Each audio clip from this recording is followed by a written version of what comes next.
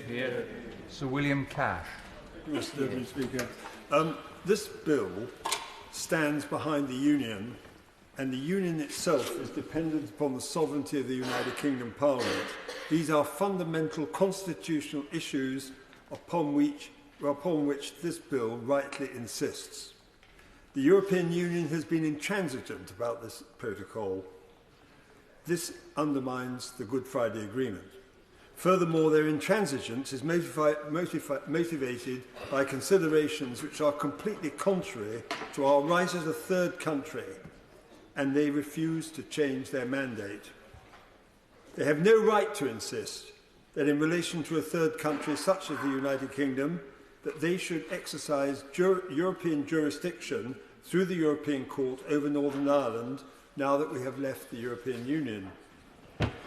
The European Union would no more allow any part of the national territory of any one of its member states to be governed by other countries who are not members of the European Union than, for example, the United States itself would allow Texas to be partially governed by Mexico, or for Canada to exercise legislative control over parts of the United States. It is simply inconceivable. Turning to the question of our parliamentary sovereignty, Section 38 of the Withdrawal Agreement Act 2020, and in particular Section 38(2)(b), which expressly provides that we can override direct effect and direct applicability, notwithstanding European law in relation to Northern Ireland, enables us to take the necessary constitutional steps to dispose of parts of the protocol in our national interest, and in doing so enables us to save the Good Friday Agreement. In respect of the democratic deficit, on which I had an exchange with the leader of the DUP, which the European Scrutiny Committee referred to in its report in March, we revealed that the European legislation in respect of Northern Ireland, since we left the European Union, has now turning into a motorway. This bill will enable us to prevent this happening in the interest of the people of Northern Ireland and the United Kingdom as a whole. One example of EU law that is on its way to being imposed on Northern Ireland came to my European Scrutiny Committee only last week. There is a whole stack of these which are now piling up. This is only one of a continuous stream of regulations and is known as the Construction Products Regulation. This will become the law of Northern Ireland. It consists of 120 pages with 7 annexes. This has to stop, and so does the peril of the democratic deficit that goes with it. It must be borne in mind that such legislation, and there are at least 40 of them in the pipeline, is made by a majority vote of all the 27 countries in the European Union, made in the Council of Ministers of the EU, is made behind closed doors and without even a transcript. This is how the United Kingdom was subjugated by the EU since 1972. As to international law, there are numerous precedents where our preeminent judges, such as Lord Denning and Lord Diplock, have been completely clear that international treaties are subject to parliamentary supremacy, and similar principles were enunciated by the judges in the recent unanimous decision in the case of Miller. The principles that underlie this bill are sovereignty, our national interest, and the need to protect Northern Ireland as part of the Union, not only that, but also, in particular, the Good Friday Agreement. That is why this bill is so necessary. We have been prepared to negotiate over the past 2 years and more, but our attempts have been rebutted by intransigence and by the refusal by the EU to renegotiate their mandate. We had to draw the line. Ultimately, this has become a matter of necessity, consistent with international law itself, and indeed, Mr de Valera himself in 1937 repudiated the Anglo-Irish Treaty of 1921 in fundamental respects when setting up the Constitution of the Republic in their own national interest. We want good working relations with the Republic and the European Union, but not at their price. It is well reported that one of the key EU negotiators indicated at the outset of the negotiations on these matters that the price of Brexit would be Northern Ireland. Mr. Deputy Speaker, this will not be the case, and this bill will ensure it doesn't happen. Stella Creasy.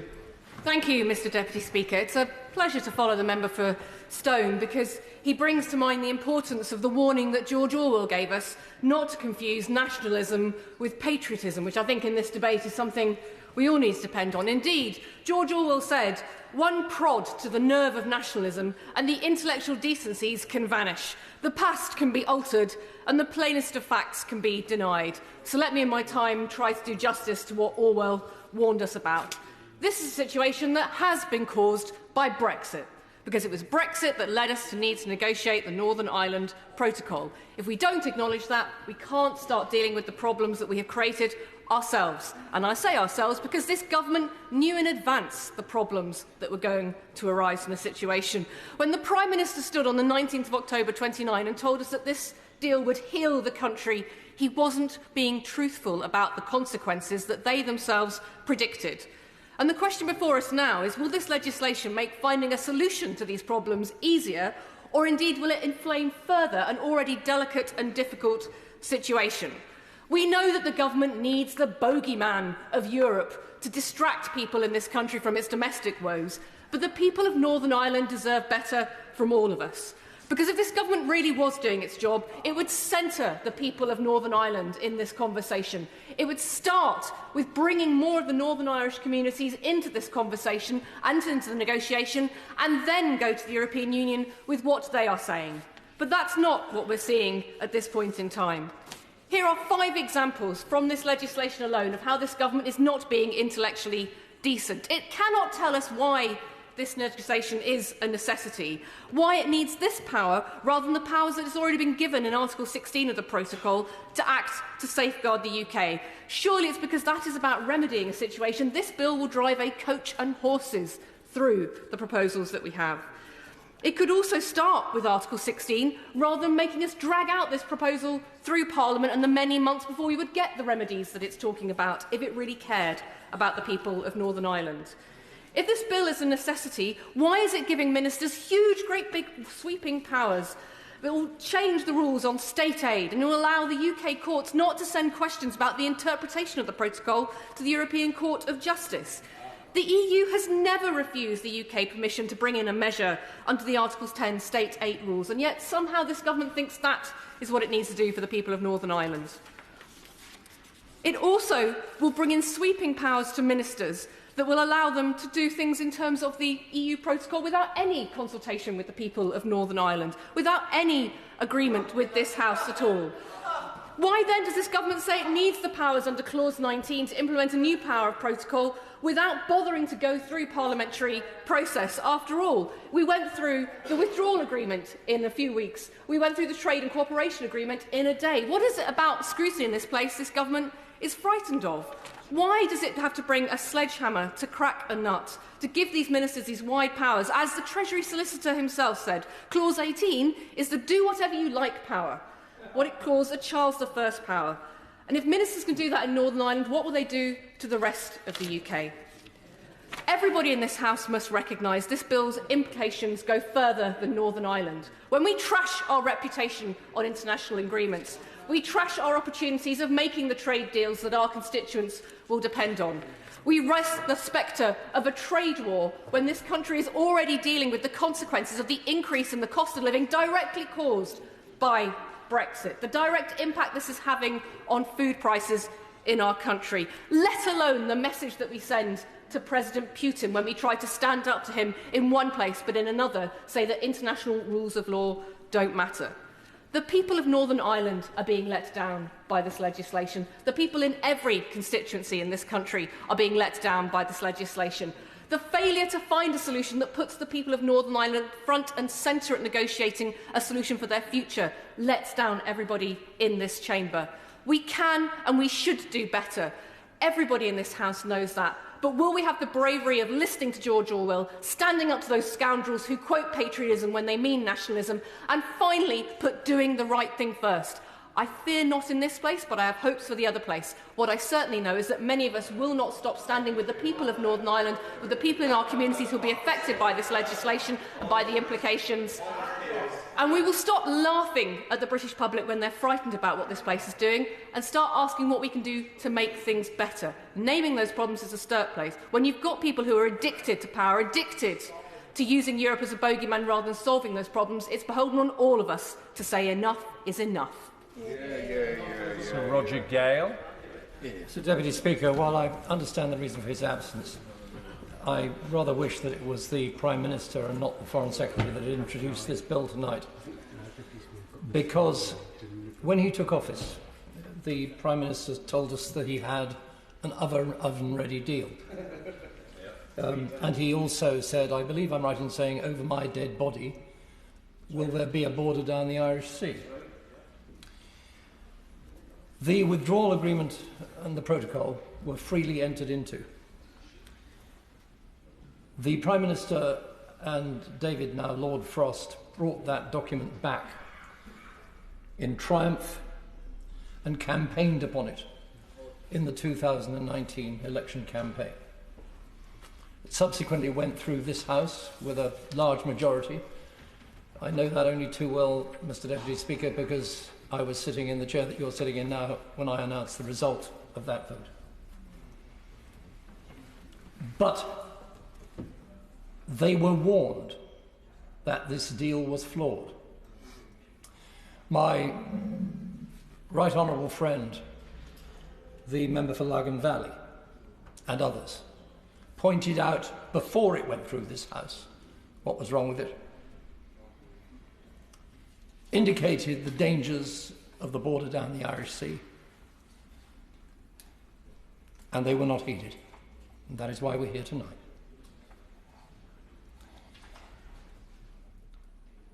This bill does breach the Vienna Convention on Legal Treaties.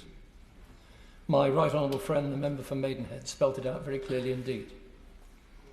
There is no doctrine of necessity that applies in this case. Article 16 does exist as what, if I'm allowed to use the word, a backstop. And the case in law simply cannot stand up. That means that the bill that we are proposing to put through this House tonight will be a gross breach, if it is enacted and implemented, of international law.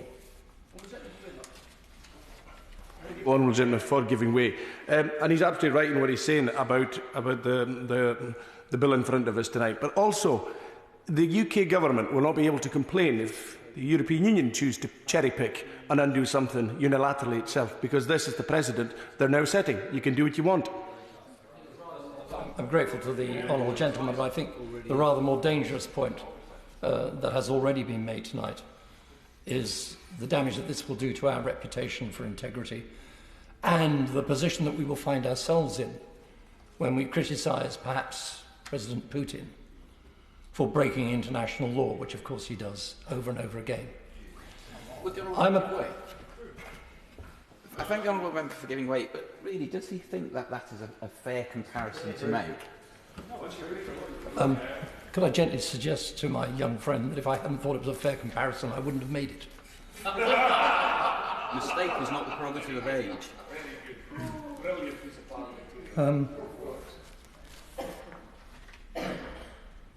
I feel very strongly indeed that we are going down an extremely dangerous path. I believe passionately in the Belfast Agreement and the Good Friday Agreement, it's more colloquially known.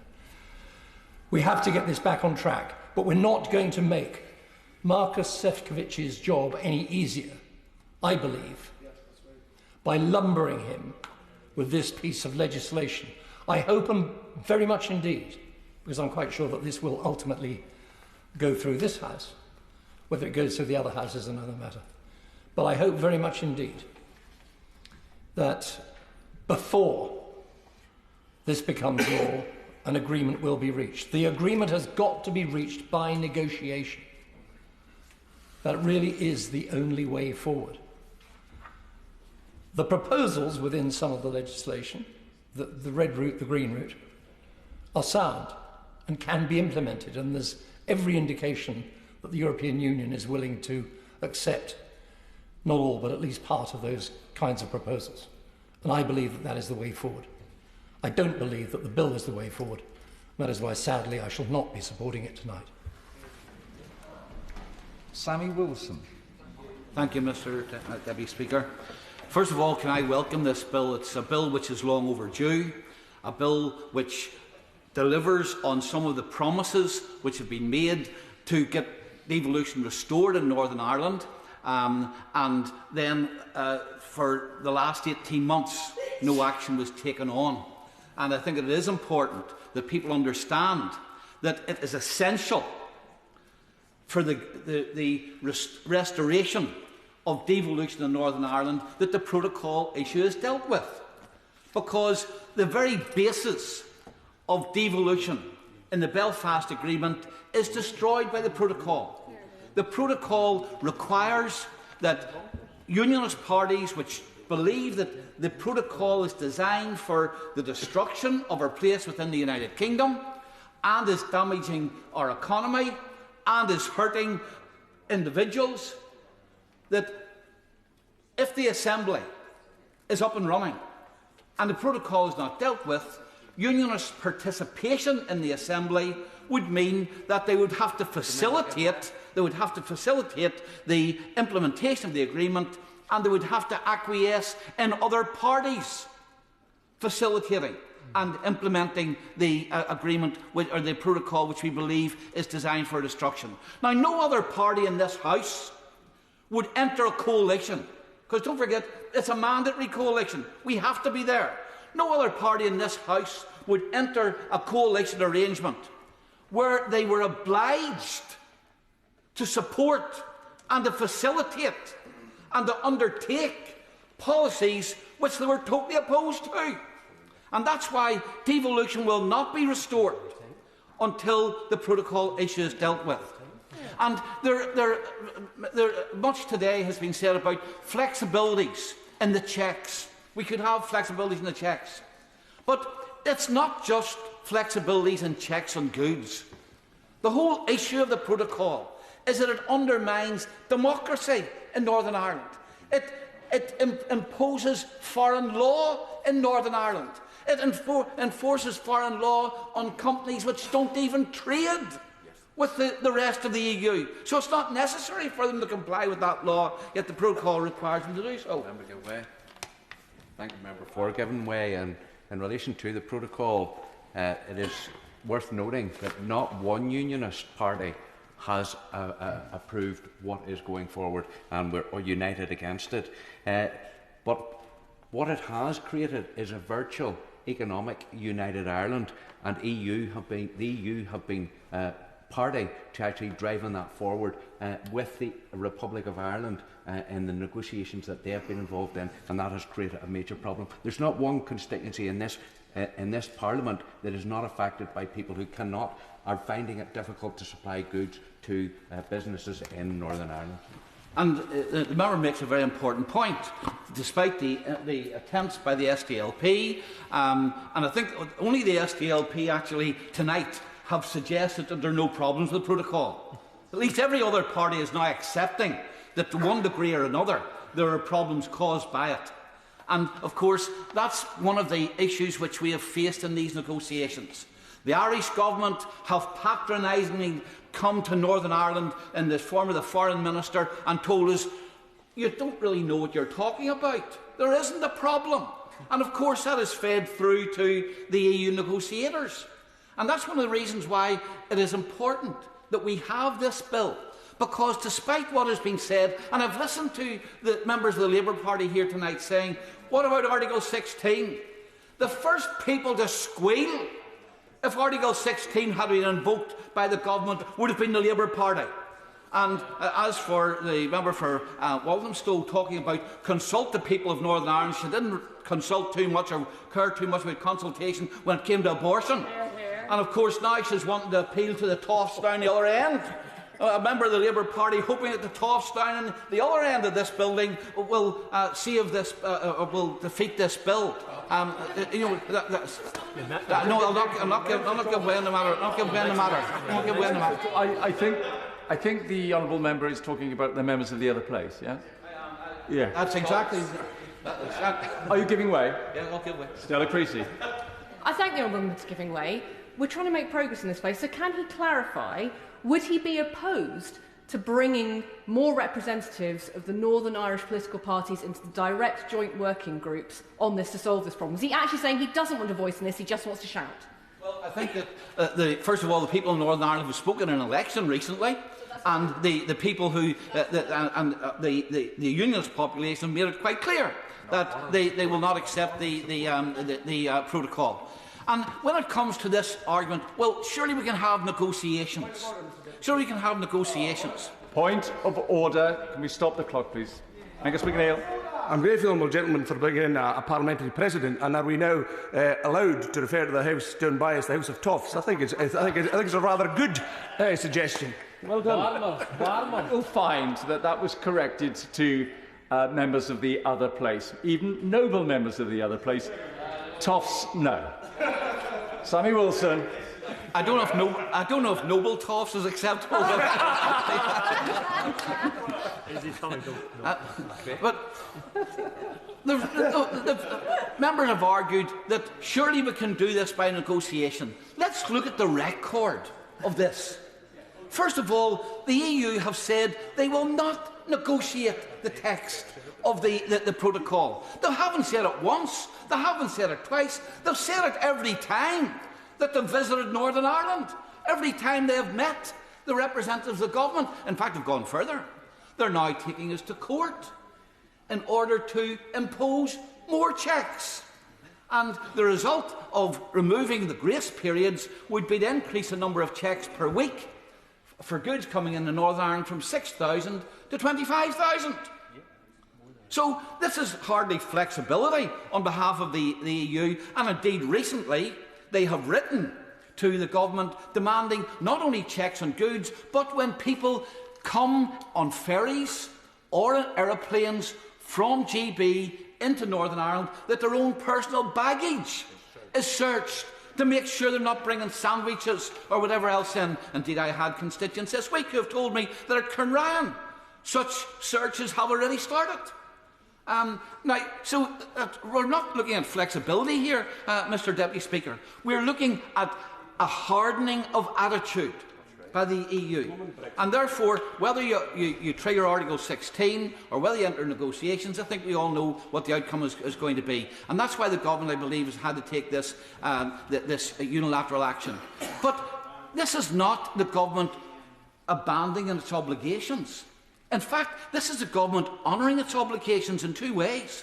First of all, to the EU, insofar as the single market will be protected by the goods which go through the red lane, by the imposition of fines on firms which try to avoid them, and also by the requirement of firms in Northern Ireland that are going to want to trade with the EU to voluntarily comply with all EU regulations. That safeguards the EU market. So we're living up to our obligations to the European Union, and at the same time, they live up to their obligations to the people in Northern Ireland, because the green lane or the free lane or whatever they want to call it enables goods to come into Northern Ireland without any checks. It doesn't require the imposition of EU law on the 95% of firms in Northern Ireland that don't even trade with the Irish Republic. And of course, it ensures that when you're making judgments about whether the law has been broken, it's made by courts in the United Kingdom, albeit with reference to the decisions made in the European Court. So I think that this bill, well, if one looks at it objectively, rather than through the eyes of people who long that we should have remained and want to still act almost as agents of the EU in this House, if you look at it objectively, this bill will help to restore devolution. It will ensure the integrity of the United Kingdom, and it will also protect the European single market. Craig McKinley. I think all in this House this evening should remember what this is all about. This is about protecting the Good Friday Agreement of 1998. Nothing more, nothing less. I was just a mere lad, born in 1966, living through those times on this side of the pond, and to have peace on that island after so long was a prize worth having by all. And I do quote some of what the Right Honourable Member for Lagan Valley said. And this is about the situation that Northern Ireland finds itself in, of having regulation without representation at all. Now, what we're forgetting is the Northern Ireland Protocol has many provisions within Article 1. I assume you have articles and provisions based on importance that they are. And Article 1 says most clearly that this protocol is without prejudice to the provisions of the 1998 agreement in respect of the constitutional status of Northern Ireland. Further, then in Article 13.8, it couldn't be more clear that any subsequent agreement between the Union, EU and the United Kingdom shall indicate the parts of this protocol which it supersedes. Article 16, the safeguarding clause. Let's not forget there's only been one party thus far who's actually reached for the Article 16 clause, and that was the European Union in response to try and stop us from having life-saving vaccines. That's who we're dealing with here.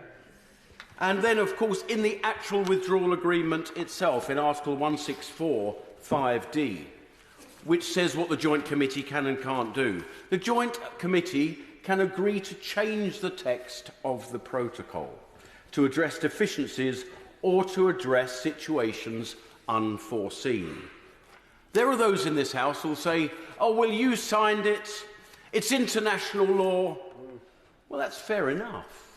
But the draconian way in which the EU have interpreted their rights under this protocol is disproportionate.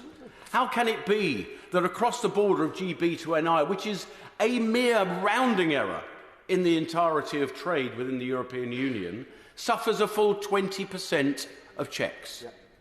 That cannot be proportionate or reasonable. But I tell you why that we're in this situation. It's because of animosity towards Brexit.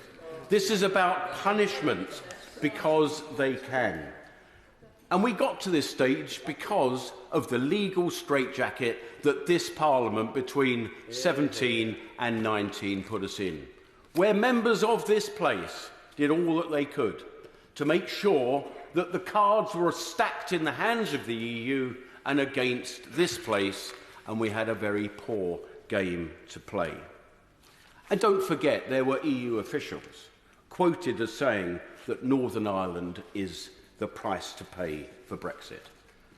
Where do we go from here? We've had 300 hours of negotiation by Lord Frost and now our own Foreign Secretary. And what does Maros Sefcovic just say? I have no mandate. Well, please, EU, give us somebody who has that mandate. Let's have that negotiation, because this cannot continue. We've heard much this afternoon about necessity, and I feel that the clause of necessity has most certainly been reached. We need to ask ourselves, we have a doctrine of legislation that usually says that subsequent legislation is more important or overwrites previous legislation. That's the usual doctrine of our Constitution. But we need to ask ourselves something really important here. What is the most important legislation? Is it that Constitutional Act of Union of 1800? Is it the Good Friday Agreement, which has brought peace to the island of Ireland? That has been set aside. These things have been set aside, particularly the Act of Union, by appeal court in Belfast. Or is it more important to somehow save the dear European single market from the threat of an errant pork pie? That is what we're looking at. Now, the EU should take great comfort from our front bench.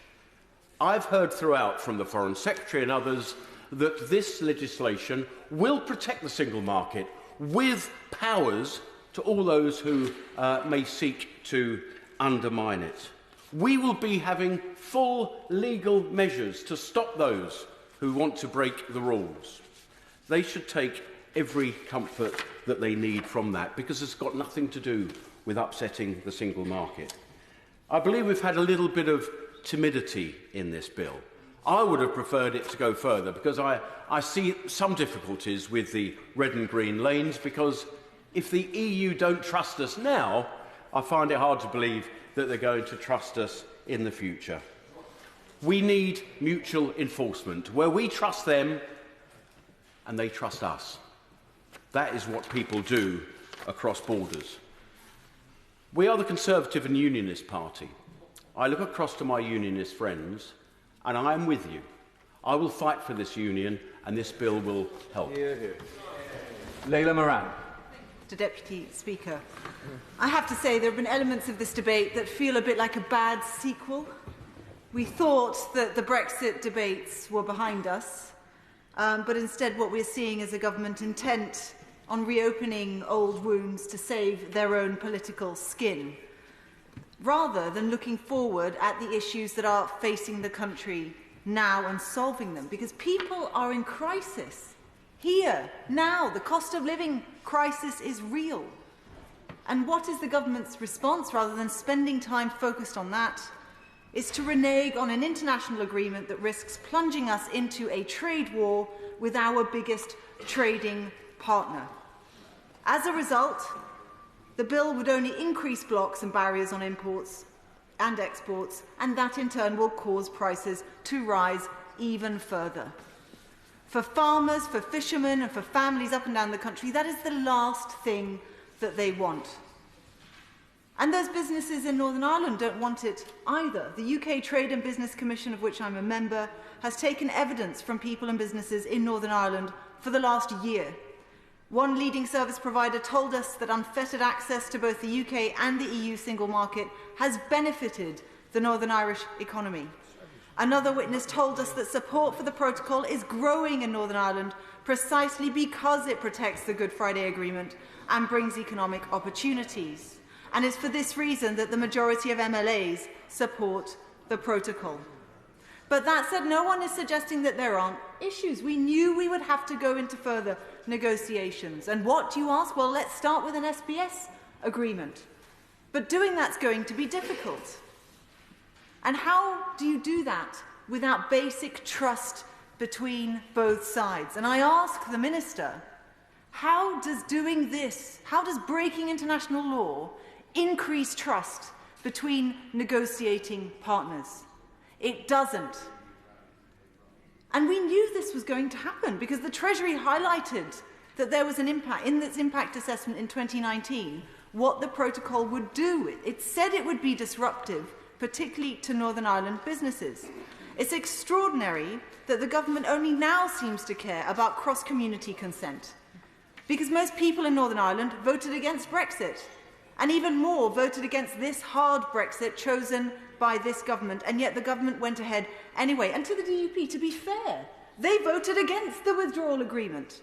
They were clear before the Prime Minister signed it that that protocol did not have cross-party consent.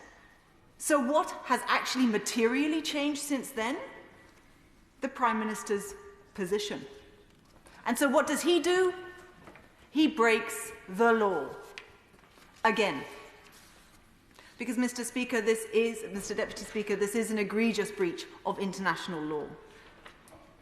Article 25 of the International Law Commission's text on internationally wrongful acts of state allow a breach of international obligations only when this is the only way for a state to safeguard an essential interest against a grave and imminent peril. And others have already made speeches about why this is not the only way. Furthermore, it states that necessity may not be invoked when the state has contributed to the situation of necessity. Now, Mr. Deputy Speaker, how can anyone claim that we didn't know? The government signed it. It was debated to death in this place all through the Brexit years. To suggest that this is new information is doublespeak. It's straight out of Orwell's 1984, and moreover, the despots across the world are going to be delighted. How on earth can we hold others to account when we are tying ourselves up in knots, trying to find loopholes to get out of the agreements that we sign? This is how banana republics act, not Great Britain. The world looks to us. Can they trust us, they ask, when they want to make trade agreements with us? And it is that trust that is being eroded today in this bill. But it's being noticed on the ground, and it would be remiss of me to not mention my honourable and gallant friend, the member for Tiverton and Honiton, joined our benches today. And I am sure, like many across this House, particularly on the other side, were there knocking on doors, and this came up. Trust in this government, trust in this Prime Minister. This government breaking international law is par for the course. So this bill is disgraceful.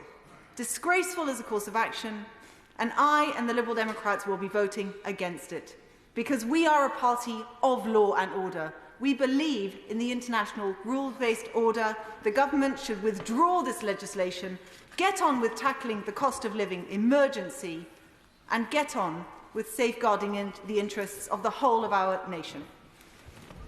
Aaron Bell.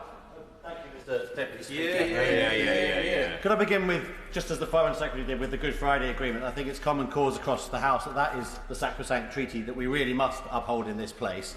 And obviously, where there are competing treaties, there have to be mechanisms to decide between them, as colleagues on the benches opposite, the DUP benches opposite, said earlier. And as the Foreign Secretary said in her piece in the Financial Times yesterday, the protocol was not set in stone forevermore on signing. It explicitly acknowledges the need for possible new arrangements in accordance with the Good Friday Agreement.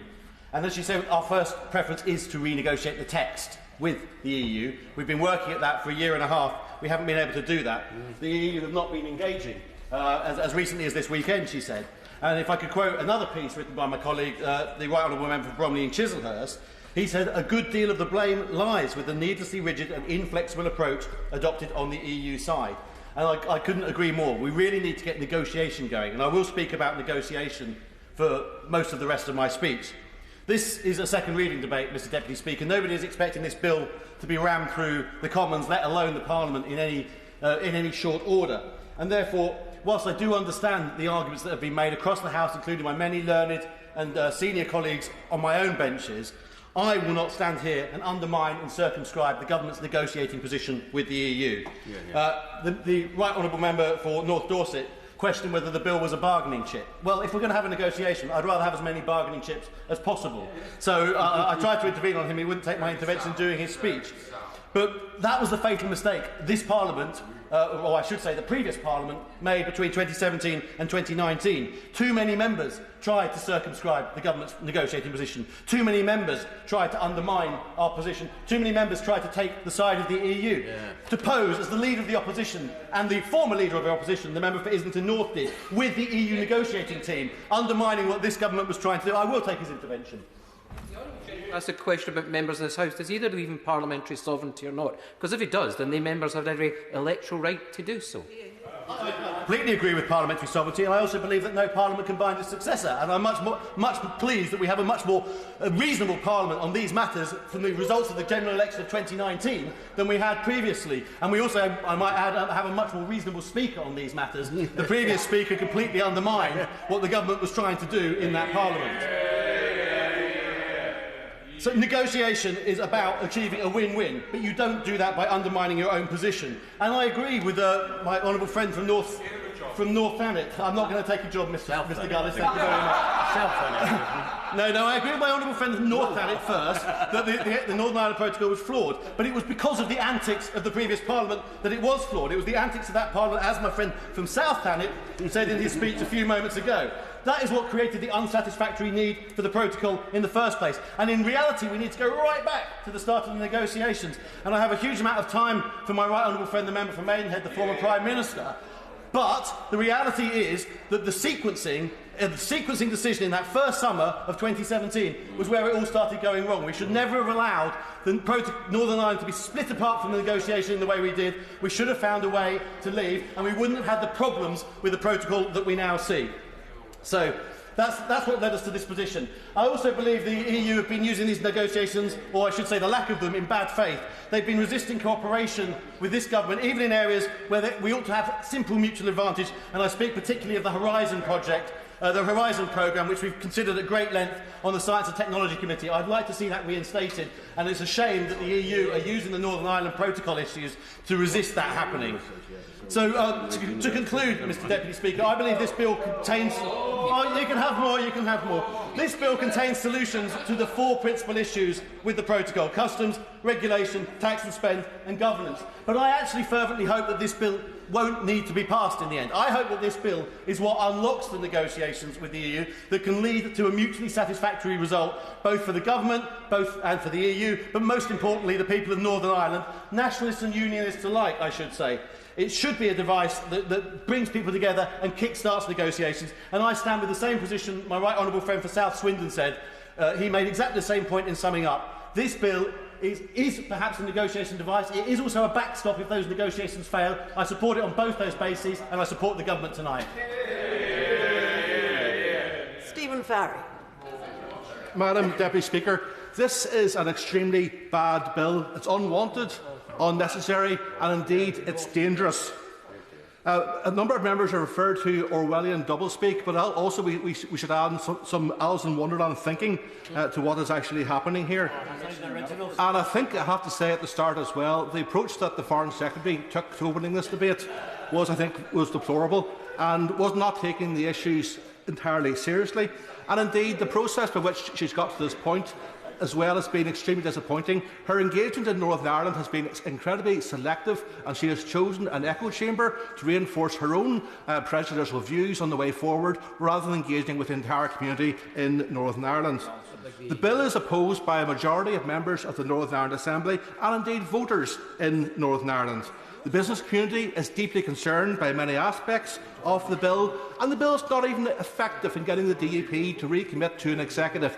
Some members have been lauding the words coming from the leader of the DUP today, but listening to it carefully, and you read it in Hansard, it's full of ifs, buts and maybes, and it does not commit to returning to the executive any time in the near future, if you read those words very, very carefully. And I hear from the backbenches such a cynic, rather than actually anyone trying to refute what I'm saying, which tells its own story itself. Now, the protocol is a consequence of this government's decision in relation to Brexit, particularly the decision to go for a hard Brexit. It also reflects the fact that the DUP pursued Brexit without any real consideration for the impact upon Northern Ireland, and the reality that any hard Brexit would require some form of special arrangements for our part of the world. A hard Brexit does pose some very particular challenges to the whole notion of a shared and interdependent Northern Ireland. Northern Ireland is a diverse society, and that has to be recognised. It is not a perfect solution by any means, but it does offer Northern Ireland the opportunity of a soft landing, given all the tensions posed by Brexit to it. It brings opportunities in terms of dual access to both the GB and EU markets, but of course it also has its challenges. We must do all we can to maximise those opportunities, but also all we can to address the challenges themselves. Now, the bill is very far-reaching. It immediately disapplies some aspects of the protocol and gives ministers far-reaching the ability to disapply others. It brings major consequences. It threatens Northern Ireland's access to the EU single market for goods. The dual regulatory system is seen by business community as unworkable. Hopefully ministers have heard from the Dairy Council, the meat producers, the Northern Ireland Food and Drink Association and Manufacturing Northern Ireland, who have all expressed major concerns in this regard. Also, the loss of the jurisdiction of the European Court of Justice also brings its consequences. The protocol is not the same as a free trade agreement. It is a different type of beast. It's about us having access to the single market as a region. And indeed, this is not a neutral situation that we have to almost tolerate. This actually is to Northern Ireland's benefit, because the most likely outcome is going to be a situation where other parts of the European Union don't treat Northern Ireland's goods as having that free access. And we may actually need the European Court to enforce that access for our businesses. So let's not throw it away without thinking through the consequences. And the bill also risks a trade war with the European Union. I don't want to see that happening, but that is a potential risk, and undermines relations with the United States of America. The rules-based international order is something of fundamental importance to the UK and the wider world, and again we mess with that with our peril. Now, the government has been disingenuous in a number of aspects around how they have sought to defend the bill. This is not about defending the Good Friday Agreement. Brexit was a threat to the Good Friday Agreement. The protocol is a response to protect that situation. There is not a choice between the protocol and the Good Friday Agreement. The two can be reconciled if people wish to do that. Indeed, one of the justifications is Madam Deputy Speaker, the honourable member says that the protocol is designed to protect the Good Friday Agreement. The North-South institution has collapsed. The Assembly is not meeting. The Executive is not functioning adequately. In the words of the Irish Foreign Minister, East-West relations are at their lowest ebb they have been for years.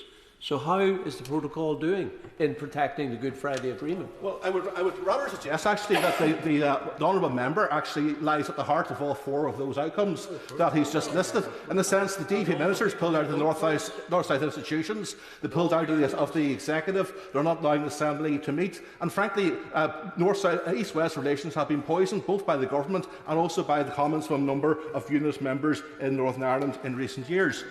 Now, in terms of the issue, the other issues used to justify this, one of the first things the government goes to is we can't do this VAT reduction on renewables in Northern Ireland. This is an outrage. Well, I've actually looked into this.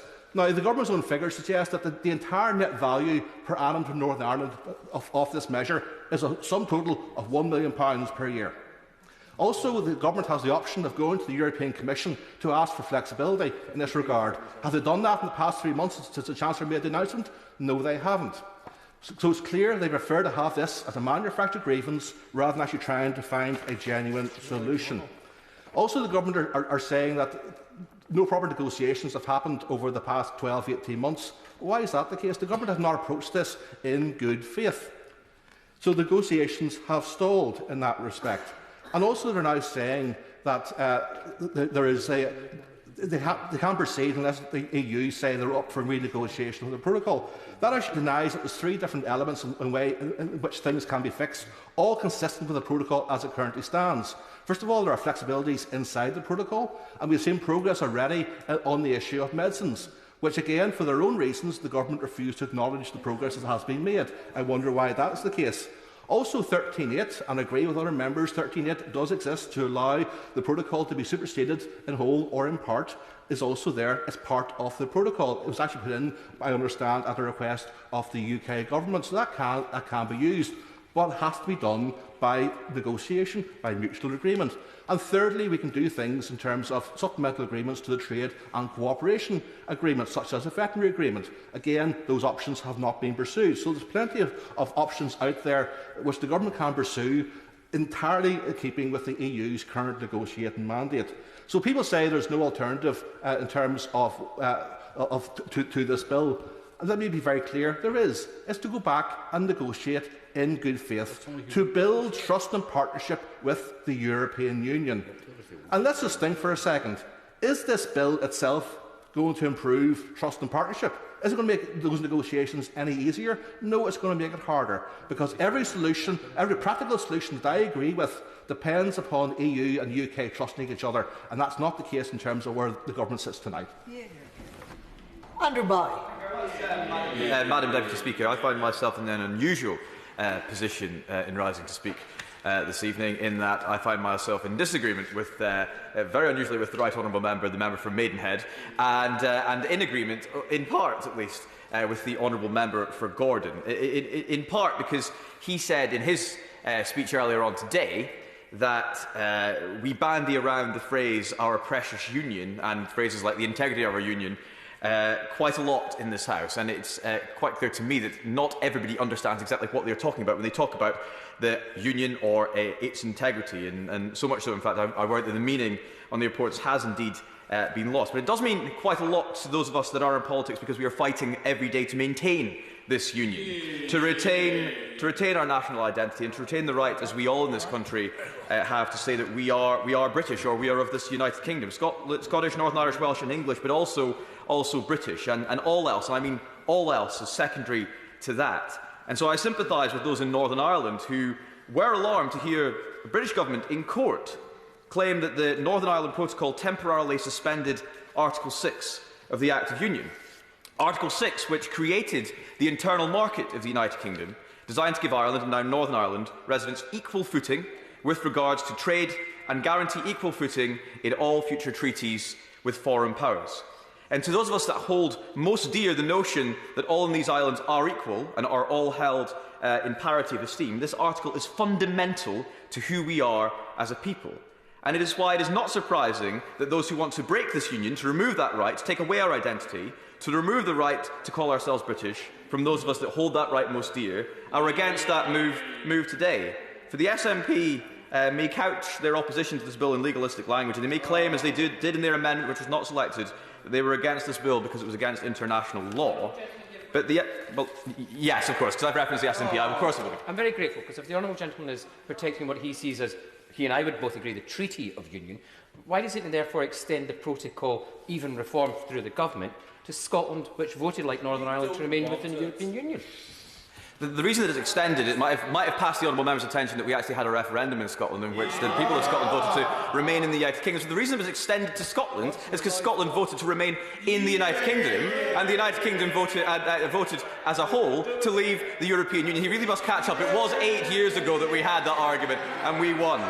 But the SNP are against this bill because it says in the introduction that it provides that enactments, including the Union with Ireland Act 1800 and the Act of Union Ireland 1800, are not to be affected by the provision of the Northern Ireland Protocol. In effect, they are against it because this bill affirms our union and protects its integrity, and that is a very bad thing indeed for the separatists. We, myself included, did vote for this protocol. But as we have heard numerous times today, and I won't waste the House's time by rehashing the examples we've already heard, it is not working. Rightly or wrongly, true to previous international obligations or not, whether you like it or not, whether you would rather it were different, whether it brought upon ourselves or think it the fault of others, the protocol is not working. And almost everyone acknowledges that. The European Union, albeit tacitly, acknowledges that. It fails to meet its first objective, specified in paragraph 2 of Article 1 of the protocol itself, that, and I quote, "This protocol respects the essential state functions and the territorial integrity of the United Kingdom."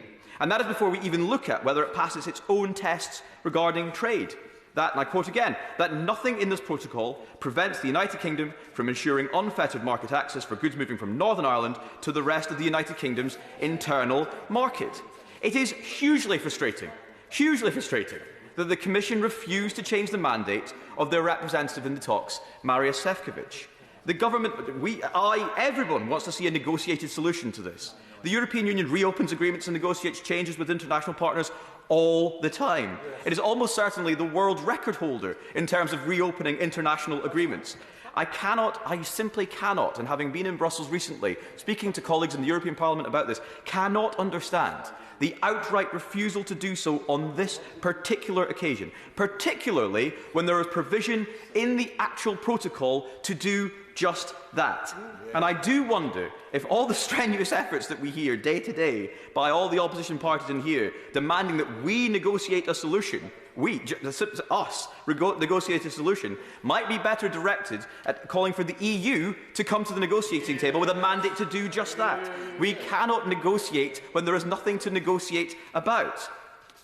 I am pleased the government are bringing forward this bill. We need to resolve the issues of East-West trade. For the people of Northern Ireland, we must see a return to devolved government at Stormont. We must restore the primacy of the Good Friday Agreement, and we must ensure that parity of esteem for all people on these islands is held dear. I would rather that we didn't have to introduce this bill.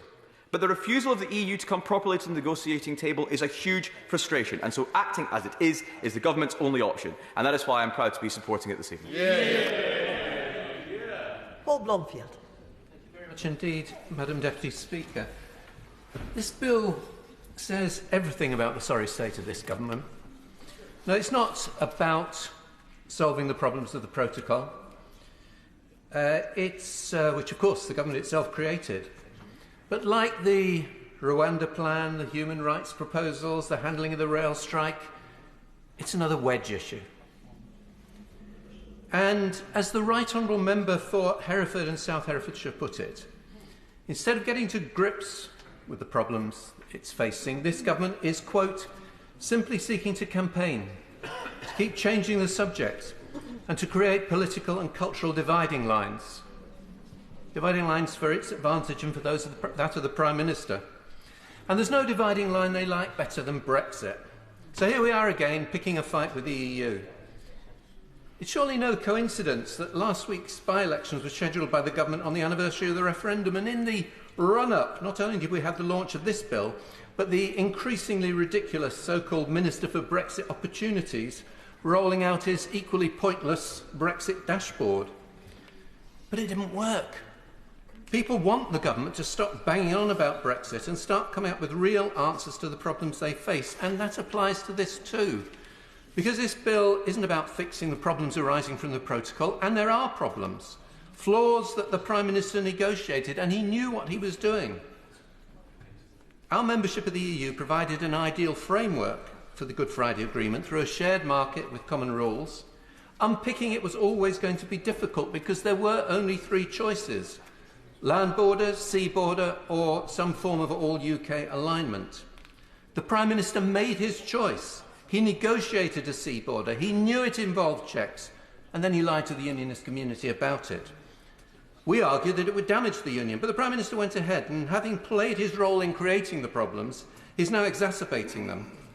Ministers are choosing to bypass the existing mechanisms for resolution that they agreed to when signing up to the deal, to put political self-interest over the national interest. As they did with the Internal Market Bill's first iteration, the government are willing to undermine the peace process in Northern Ireland, provoke a row with our closest allies and most important trading partners in Europe, and anger our friends in the United States. There are practical solutions to the problems with GBNI trade, and my right honourable friend, the member for Leeds Central, outlined them, but it seems as if this government doesn't really want a solution. In seeking, for example, to remove the role of the European Court of Justice, it feels like a deliberate provocation from a government wanting a fight. Manufacturing Northern Ireland, representing a key section of business, said it's a Brexit purity issue. Their chief executive explained, quote, "No one in business has raised the issue of ECJ oversight as a problem for them in my presence. It's purely a political and sovereignty issue and not a practical or business issue." So why are we back at provocation rather than negotiation? Because provocation is this government's approach, lecturing the world on the rule of law, but reneging on international treaties and trashing our reputation on the world stage. When they took the Internal Market Bill through the House, the government learnt the hard way, and they rode back on the most egregious parts of the legislation. It's frankly, Madam Deputy Speaker, more than tiresome to be going round this loop again. It's deeply irresponsible. Now, there are proposals that form a basis for agreement with the EU. The UK Trade and Business Commission, which has been mentioned, of which I'm a member, along with representatives of every political party represented in this House, as well as a cross-section from business, have listened to the voices of business on the issue. The Chief Executive of the British Meat Processors Association told us that the cost of exporting food has gone up considerably and described the rules the Prime Minister negotiated as a monster of a system, but which could be simplified through a veterinary agreement. The director of the Chartered Institute for Environmental Health in Northern Ireland said, quote, "The government has repeatedly stated that it will not compromise on our food standards and health protection, but has singularly and spectacularly failed to legislate for that." He continued, quote, "That goes back to the need for proper, robust veterinary agreements and standards that I would argue. Let's aim for surpassing standards within the EU. Let's have the best food and environmental standards in the world, because that will ultimately add value to our food products." So those involved are clear. An agreement with the EU on veterinary standards and non-regression would allow us to reach the highest possible standards. It would reduce checks, it would reduce costs for business, and it would involve this fight. It could be done quickly, so much more quickly than the government's months of posturing that we look forward to with this bill. Last week's elections confirmed just how out of touch this government are with the public, and not just in Great Britain. In Northern Ireland, polling carried out last month showed that the cost of living, the health service, education, the economy and jobs are higher concerns to the people of Northern Ireland than the protocol. So ministers should focus on addressing those issues and should commit to sensible negotiations on the protocol, which would drop this reckless approach. There have been many powerful and thoughtful speeches on the benches opposite this evening, and I do hope that they will follow their words by joining us in the lobby tonight and putting an end to this nonsense. Sir Robert Neal. Thank you very much, Madam Deputy Speaker. This is a profoundly serious debate, because it's a profoundly serious thing for any country to depart from its international obligations. It is not an impossible thing to do, but it is a profoundly serious one, and it should only be done under such circumstances of the most exceptional nature and on the most profound and compelling evidence. That again is possible, but I think we need to test whether we are yet there. Now, against that background, can I start by saying that everybody accepts the importance of the Northern Ireland Protocol as an attempt to reconcile conflicts that were inevitable post-Brexit and the nature of Brexit that was decided upon. Equally, we have to be honest and say, despite best endeavours, it has failed to reconcile those problems. Therefore, it does need to change, and I accept that as much as anyone else. It needs to change, and it needs to change, I think, significantly. I recognise that there are economic dislocations, though not in all of the Northern Ireland economy, but enough for it to be a serious problem, and the non-function of the executive, certainly at the very least, gives rise to the risk of real societal divisions and tensions. Those are circumstances where it is envisaged that there might be changes. But then we have to think whether or not we are acting perhaps proportionately and wisely in what we do. Looking at the position, I think legally, it's this. Logically, there is already a route set out in the protocol by which these matters can be addressed. If there is to be change, there is provision, of course, in Article 13.8 and also subsequent articles, I think it's 164 of the protocol, for there to be changes to deal with deficiencies or in effect, situations unforeseen. And you might very well argue that some of the way the protocol has been interpreted, largely I would accept because of the intransigent nature adopted frequently on the EU side and the unwillingness to extend Mr Sefcovic's mandate, have contributed to that. That might make a case for acting under those articles. And I also accept, too, that the protocol was never intended to be permanent. It was always envisaged that it could be changed. Equally, all of that presupposed that it will be changed by negotiation rather than through unilateral action. And that's the difficulty that we have to face here. How do you reconcile the primacy of the Good Friday Agreement, which I accept, both politically and legally, and the need for adjustment with maintaining our reputation as a country which sticks by its word? Pacta sum servanda, as we all say. Now, how do we get round that? This bill, as currently drafted, I think, does not achieve that. It could be, were it to be amended, and that's why I do not take the view that we should exclude the idea of legislation to act in the way that is envisaged, but I do think it needs some serious thought, because at the moment, as I've suggested elsewhere, it raises as many questions as it answers, and we don't have those. Because if we are not to go down the route envisaged of renegotiated changes within the protocol, and there may be pressing reasons why that is not achievable in the time frame available, you then have the ability under Article 16 to take emergency safeguarding measures. Those have not yet been used. I agree with my right honourable friend, the member for Chingford and Woodford Green, that actually that might be an appropriate route to use. It might not solve all the problems, but I would suggest too, for reasons I'll come to, that would legally put the UK in a better position were it then seek to go further than that.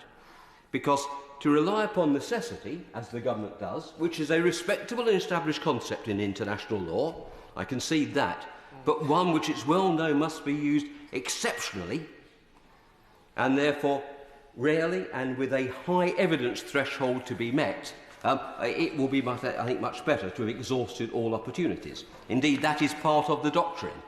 To evoke necessity, not only must there be a grave and imminent threat, and I agree with my right honourable learned friend, the member South Swindon, that it need not be immediate, but it has to be something more than merely contingent or a possibility, and it has to be evidenced. And it seems to me that what we do not yet have is the evidence before us. So what I say is that before this bill passes its stages in this House, the government, which is working upon its evidence base, which says it will be able to draw together the facts which can be applied to the evidence to substantiate the grounds of necessity, ought to come to the House with that evidence. Going forward, rather than having exceedingly wide Henry VIII powers, I would think it much preferable that we do as we did with the UK Internal Markets Bill and require the government to come when it wishes to disapply an element of the protocol to the House and seek its endorsement, having presented that evidence to it. Similarly, I don't see why the clauses in Clause 18, with such wide powers to do anything virtually, is acceptable. It should come back to the House, and why it is necessary in Clause 20 to seek to oust the jurisdiction of the European Court at this stage, because as yet the potential jurisdiction of the ECJ is at least contingent and potential, and therefore not, I think, pressing and immediate in terms of the doctrine of necessity. So I will not support the bill tonight. I will not vote against it. I'm deliberately abstaining tonight to see how the bill develops, because I think it could be amended into a workable form, but it comes with very many caveats and a lot of questions I think the ministers need to answer, and I hope they'll seek to address those as we go forward. Bel Ribeiro-Adi. Thank you, Madam Deputy Speaker. This government is making a habit of breaking the law. Just last Friday, the Home Secretary was found to be in breach of the law, and not for the first time, in relation to the Equality Act and the mistreatment of refugees. Overnight, we learned that the Prime Minister intends to be in breach of WTO rules in order to slap tariffs on steel. And here we are today with the Foreign Secretary telling us earlier that this government will rip up the Northern Ireland Protocol that it negotiated and it voted for. This is clearly another breach of the law and a shameful hat-trick from three of the foremost senior officers of government. The party opposite can keep trying to spin it however it likes, but the bottom line is that the withdrawal treaty is an international treaty. The unilateral abrogation of a treaty or any part of it is a breach of international law. In addition to undermining any reputation for straight dealing this government may still have, it also tarnishes the reputation of this country. It drives a coach and horses through the entire agreement that we've made with the European Union, and it undermines the Good Friday Agreement with all the potentially serious consequences that that entails. It insults our intelligence, Madam Deputy Speaker, when the Foreign Secretary claims that it is to protect the Good Friday Agreement. It does the very opposite, and she knows it. The potential consequences from this legislation include, but are not limited to, the possibility of an all-out trade war with the EU, no trade deal with the United States, severe disruption to our trade at a time when the economy is already suffering from Conservative economic mismanagement, and instigating political turmoil once more on the streets of Northern Ireland.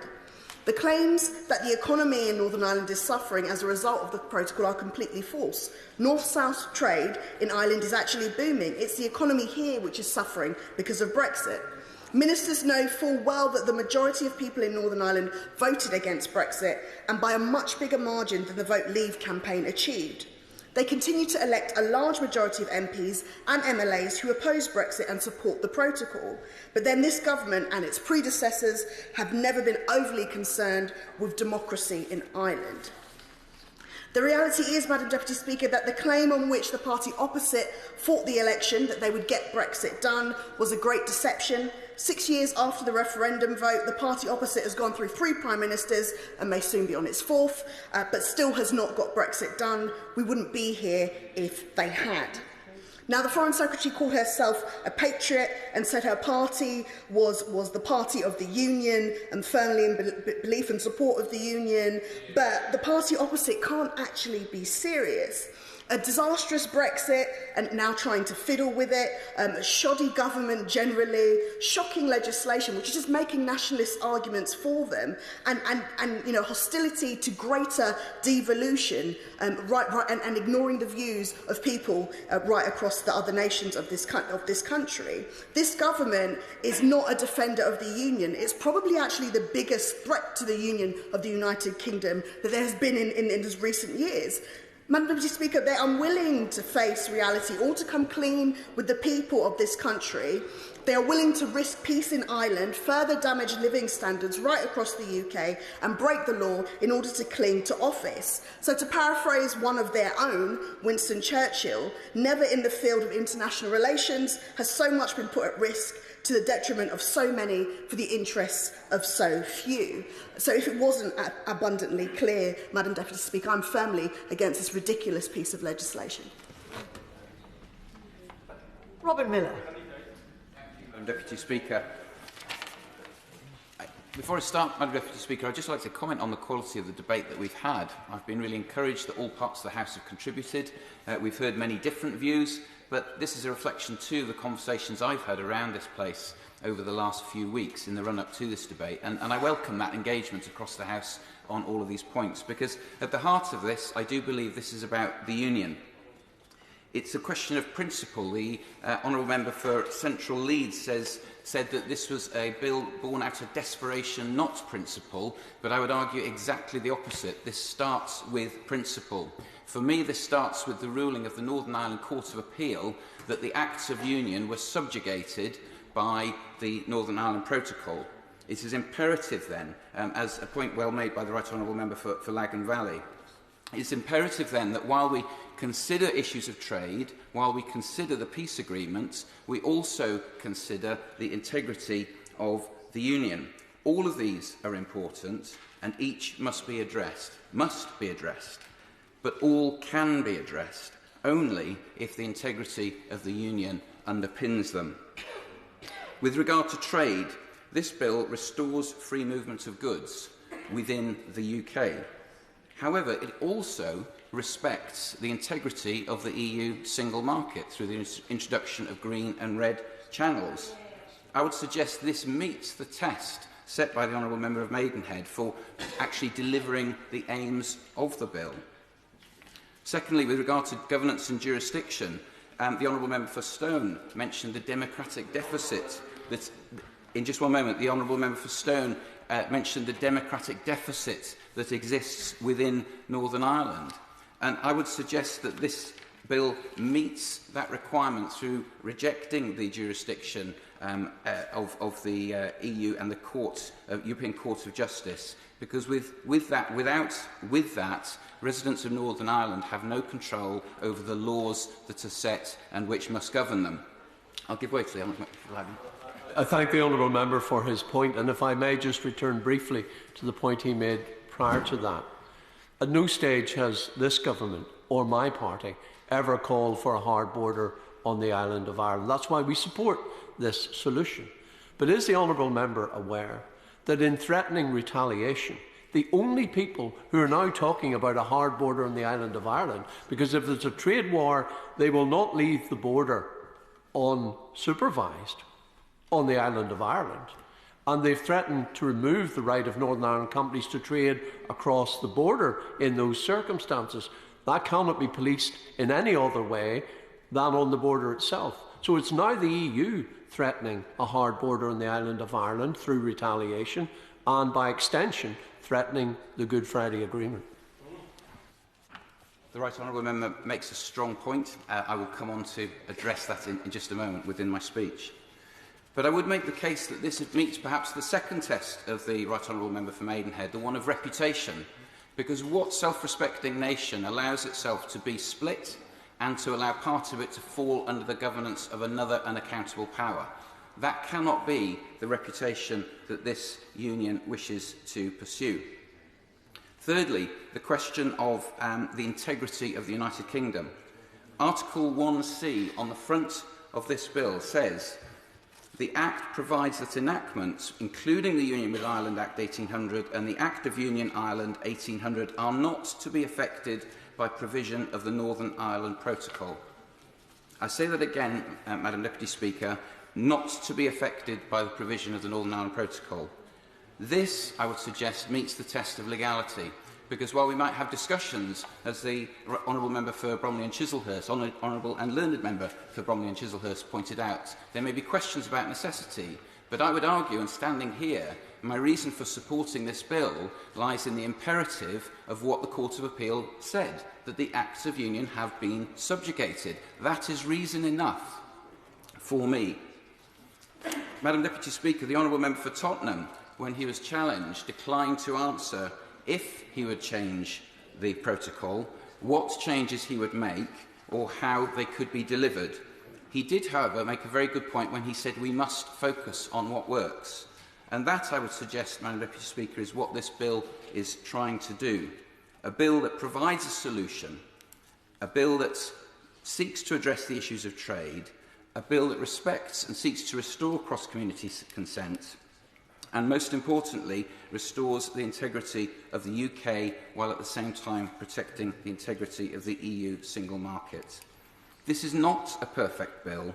I have concerns about the sweeping powers within it, given to ministers, and I suspect, subject to further debate, and I hope without delay to the rapid progress through this House, those might be considered.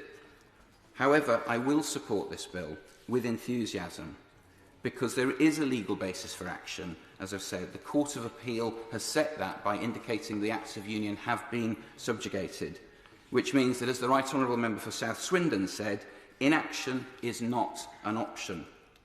And I would finish then, Madam Deputy Speaker, with this question for Honourable and Right Honourable Members. If that is the case, if our Acts of Union have been subjugated, if, as the Right Honourable Member for Swindon South says, that inaction is not an option, then if not this bill, then what? And if not now, when, to restore the integrity of our union? Thank you.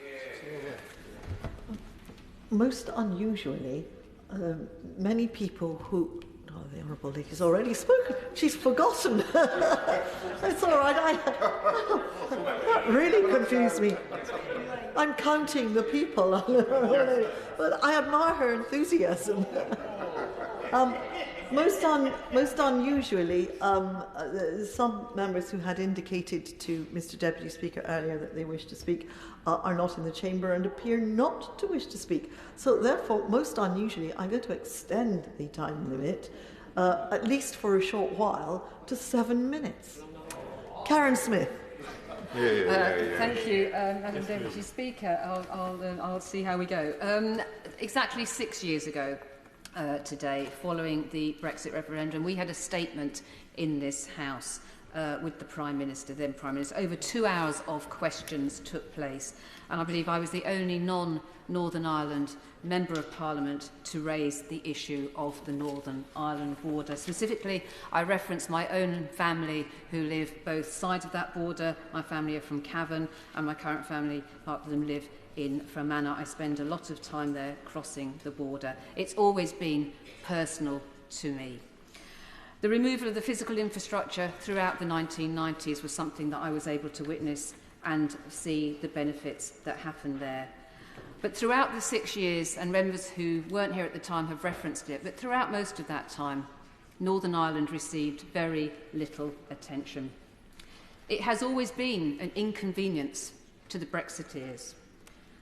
They have never really articulated a solution to the conundrum of the unique circumstances on the island of Ireland. And too many people across this House do not know and do not understand the history. Now, clearly, there's circulating amongst the ERG or somewhere a briefing pack that starts at 1800 with the Act of Union, moves swiftly on to 1998 and finds us back here today. Well, Madam Deputy Speaker, it would well behove many members to walk along the corridor to the library, to check the Hansards from this place throughout the 19th and 20th century. It would behove the party opposite to understand the arguments between Disraeli and Gladstone about that coming storm from the west, because it is a different place now than it was throughout those times. And careless words spoken in this place throughout those 2 centuries have impacts in Ireland, across the Republic and across Northern Ireland. Peace and stability must always guide us all. We all want that to happen. But nothing in this bill does anything to bring peace and stability into Northern Ireland. It brings no power to people in Northern Ireland. It gives all power to singular ministers in this government. The Secretary of State has told us today that she has no agreement from the parties that they will go back to Stormont, and the powers given to the minister from the UK government is complete, unfettered, with no accountability. One of the key parts of the Belfast Good Friday Agreement, which nobody seems to want to mention this afternoon, which has always been really important to bring peace and stability across communities, is the mutual interest and mutual respect between the UK and Irish government for the 2 communities that exist in Northern Ireland. Mutual interest and mutual respect.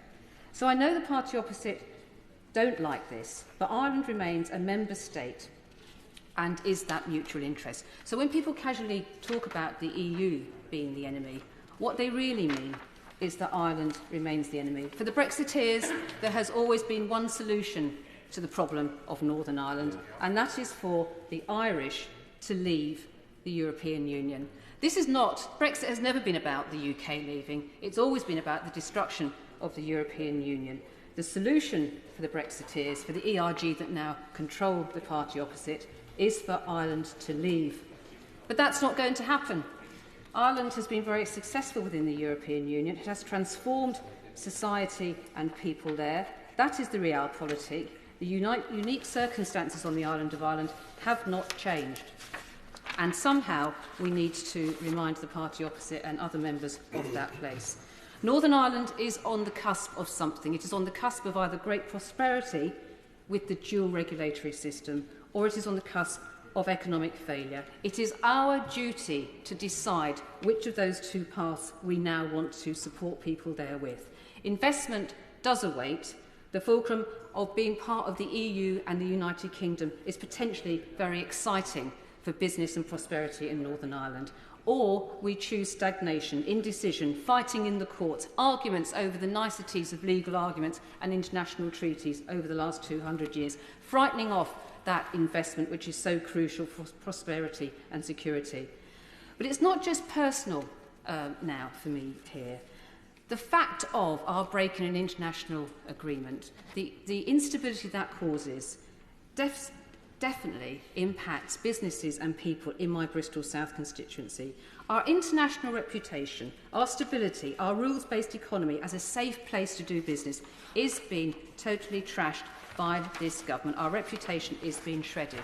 And in the remaining minute I have, Madam Deputy Speaker, I just want to alert members, if they didn't follow, on the Public Administration and Constitutional Affairs Committee, of which I'm a member. We are currently doing an investigation into international treaties. We've had Lord Frost, and last week we had Professor Bartels from University of Cambridge. And when asked about the state of necessity, Professor Bartels said, I would say that you resort to a defence of necessity when it is necessary. In other words, you don't have anything else.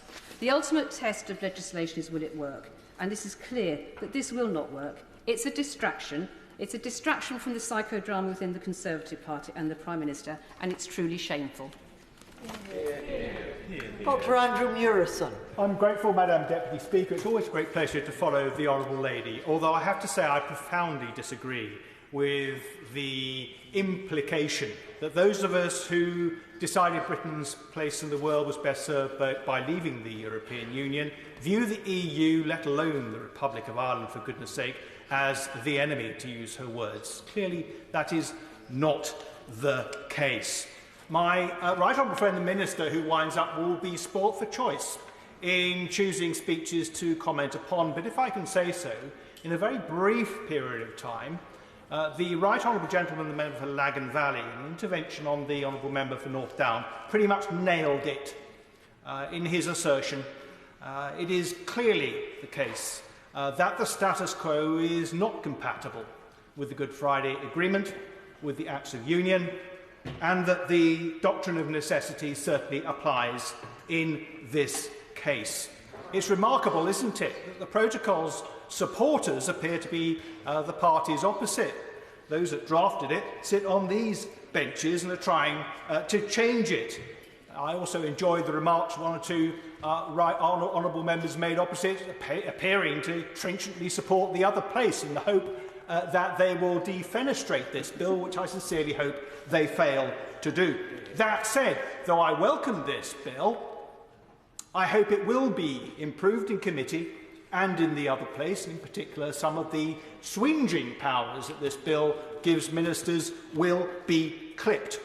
I have to say to ministers also, whilst assuring them of my support this evening, that I remain somewhat bewildered by their refusal to consider in a meaningful way triggering Article 16.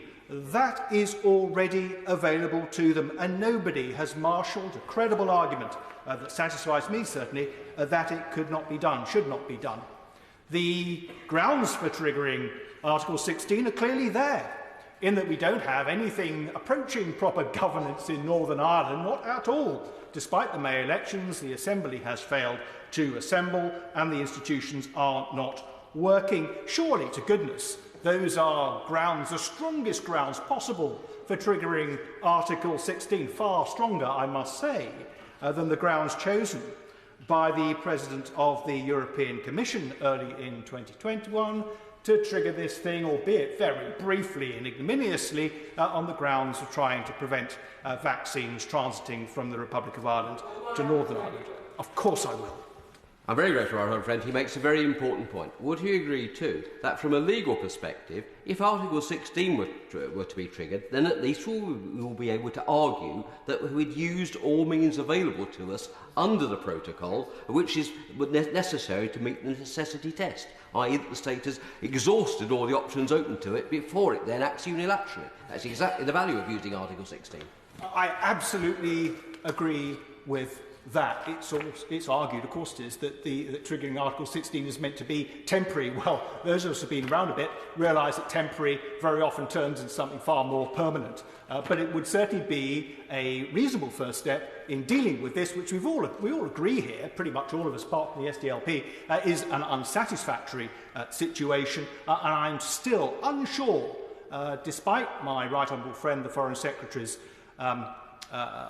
remarks earlier today, why it is that the government is not doing that. Perhaps the Minister, when he winds up, might like to address that.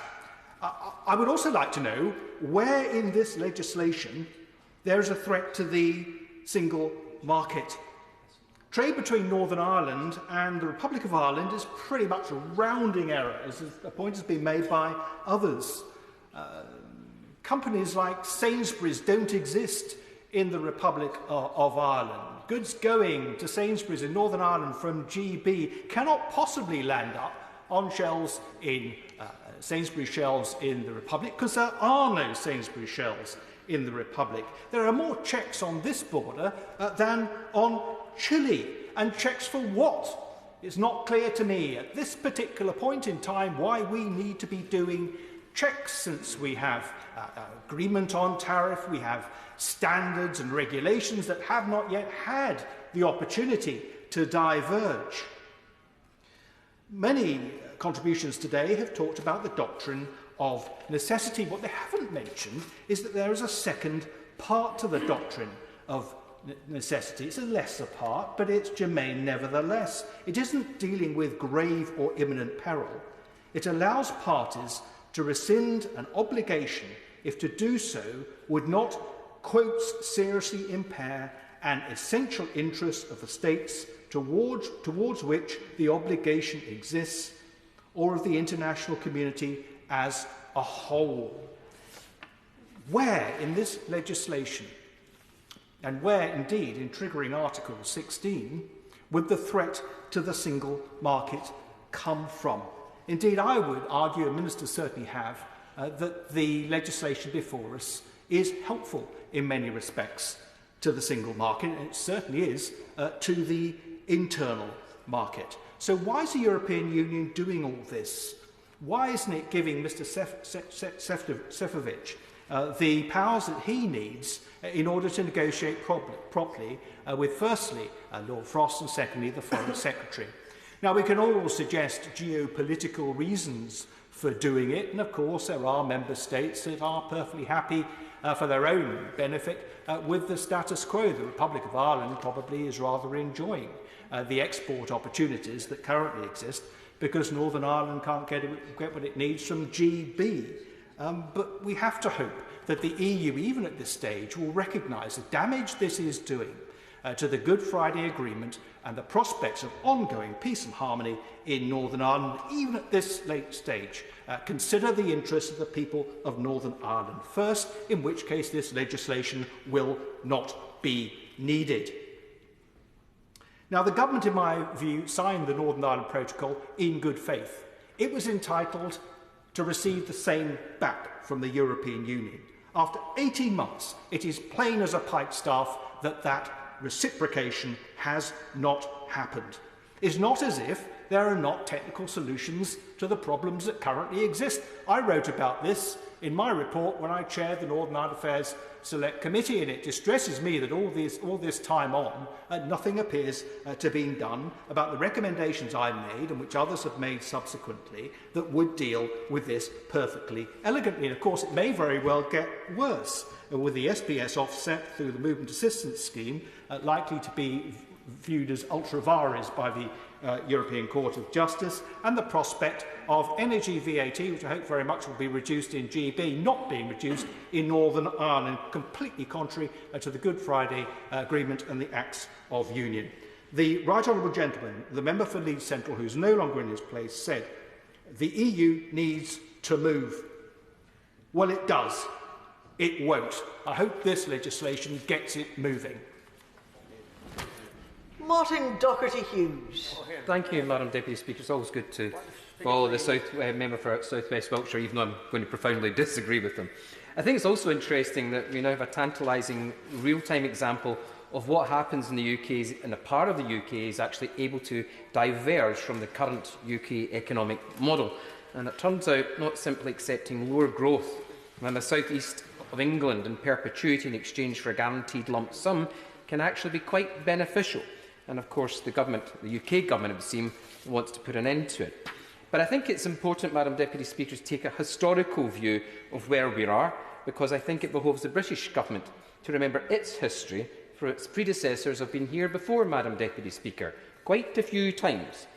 The end of the 7 Years' War in 1763, there might have been a few folk here who were there back then, was a catastrophic success for a newly fledged Great Britain. Victory over the perfidious Europeans gained a supremacy over both the North American continent and possessions elsewhere. And let me quote from Professor Alan Taylor's Pulitzer Prize-winning History of the American Revolution. Here he cites Henry Ellis, colonial governor. What did Britain gain by the most glorious and successful war on which she ever engaged? A height of glory which excited the envy of the surrounding nations and an extent of empire we were equally unable to maintain, defend or govern. Taylor adds, because of that triumph, the empire would reap a revolution in British America. And as we stand here, Madam Deputy Speaker, in these sunlit Brexit uplands, we must also consider the price that this modern-day facsimile of Georgian Britain would have us pay for attaining their own heights of glory, because even then, the idea that this legislature should be supreme above all others, also led them to make similar mistakes. Now, the contradictions of British North America, of course, were slightly different to those we face today. In short, while the colonialists like to distinguish themselves from their French and Spanish rivals because they had a form of, now let's not call it devolution, let's call it self-rule, that they were more democratic. We now know that that was somewhat erroneous, as it was a form of self-rule that was very much restricted to Protestant landowners. But while this made the ruling of the original 13 colonies relatively straightforward, the newly won possessions in New France did not fit that model. And so this Parliament decided to pass the Quebec Act, which didn't go down too well with the Puritans in New England or elsewhere. The vastly expanded sphere of influence was also much more expensive to maintain. And so, despite the warnings that this would not be appreciated, they decided to levy taxes for the first time on their colonial possessions. First through the Sugar Act, then the Currency Act, and then the Stamp Act, all the time ignoring the consequences for those who were being subjected to them, slowly driving the wedge between England's interests and that of its periphery. The ministers maybe should listen. And we know what happened next. And the reason I take us on this American detour, Madam Deputy Speaker, is because we live in hope that the ministers on the benches opposite will reflect on how this wonderful wheeze designed to reassert primacy of this Parliament here isn't going to work in places where people look to legislators which are closer to them. I'm afraid I want at this moment in time, I want to make some progress. I'm going to make some progress. And quite simply, maybe in the 18th century or the 21st, bringing forward legislation that damages the economic self-interest of those in the periphery in order to benefit those in the core is never going to end well, especially when it solely satisfies the desires, in this case, those of the parliamentary sovereignist fetishists, which do not represent any real majority, even in the core. Let me maybe bring it to a conclusion, Madam Deputy Speaker, from a quote from Edmund Burke, not only the father of conservatism, but an Irishman and a unionist to boot. Now, many will remember his quote from the Reflections on Revolution in France. People will not look forward to posterity who never look backwards to their ancestors. Besides, the people of England will know well that the idea of inheritance furnishes a sure principle of conservation and a sure principle of transmission. But I think the one that is more pertinent to our discussions is a few paragraphs later. The institutions of policy, the goods of fortune, the gifts of providence are handed down to us and from us in the same course and order. How providential it is, then, that this Conservative Unionist government's blessed inheritance and this state's institutions of policy are to repeat the same mistakes that it's always made. And it's a shame, Madam Deputy Speaker, for the people of Northern Ireland that the economic and political damage of this bill is to be visited on them in this manner. David Simmons. Thank you, Madam Deputy Speaker. I was very struck by the comments of the member for Bristol South, who talked about the fact that when we debate issues relating to Ireland in this place, we don't often pay sufficient respect and attention to the complex politics of Northern Ireland. And I think it's been good that in the debate tonight, there's been a very thorough airing of different perspectives that certainly have illuminated my thinking on it. And when we consider that Ireland remains the fourth largest destination for UK exports, the 10th largest source of imports into the United Kingdom. For Northern Ireland, 40% of goods exports go to Ireland and 36% of imports come across from Ireland. It's clear that it is a very important economic relationship, and in the context of addressing the cost of living and other things which we know are important from debates in this House, a very important relationship. And I'm persuaded, as my honourable friend, the member for Newcastle and Line outlined in his contribution earlier on, that although we have many concerns about elements of this bill, it's right to give the government the benefit of the doubt, to create that space for the negotiation which we've heard is happening in good faith, with a view to seeking a negotiated agreement to address these issues, and recognising if that goes wrong, we need to have the ability to protect our position in due course. Now, Ruislip, Northern and Pinner is a very long way from Northern Ireland, but it's of enormous interest to my constituents, because my constituency includes a very large number of people who are small and medium-sized exporters and importers. And I've heard of many constituency surgeries directly from many of those businesses that the issues that are contained both directly in this debate about Northern Ireland, but more generally the issues it is that affect our international trade, are incredibly important to them.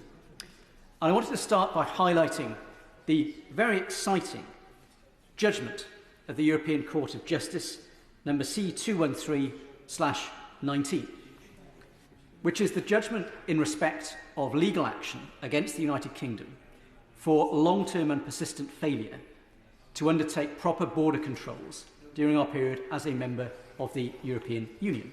And by long-term, I mean going back at least to 2005. So governments of all parties have a degree of responsibility in this matter. And clearly it is important in this House that we ensure, in that context of trust, that when we talk about arrangements, whether it is green lanes and red lanes, or any other part of the United Kingdom's international trading arrangements, that we demonstrate that we have effective customs and border controls in which people can have confidence. Because my small and medium importers and exporters do not wish to be undercut, as that judgment highlights, by fake imported goods brought in through the United Kingdom, which for some time was notorious as an EU member state for failing to undertake this work properly. So we need to take that, Madam Deputy Speaker, very seriously. And in respect of our attitude to international law, I very much agree with the point that was made by the member for Aberconwy. It is not a fair comparison to say that this bears any relationship to what's being said about the likes of Vladimir Putin. But I certainly heard at my recent visit to the European Court of Justice in Strasbourg that when those who are charged with enforcing those judgments, many of which are about commercial disputes, they're about property assets, they're about the ability of families to enforce their rights to family life, that when they are enforcing those judgments in countries where governments are disinclined to follow the law, there is always a degree of pushback from the diplomats representing those countries who say, well, if a founding father state of the European Convention on Human Rights is saying it disagrees with those laws, why should we follow them? And that impacts my constituents and all of our constituents. So we need to demonstrate that we remain absolutely committed to upholding the highest standards of the rule of law. And finally, Madam Deputy Speaker, I think it's really important as we debate these issues that we remain focused on the benefits we expect this future arrangement to bring to the people of Northern Ireland as part of our United Kingdom. It is true, and many members have referred to it, that the latest release from the Office of National Statistics suggests that where my constituency is in London, we saw a 2.3% GDP growth, a strong rebound from COVID, and the second highest part of the United Kingdom was Northern Ireland with 1.4% GDP growth.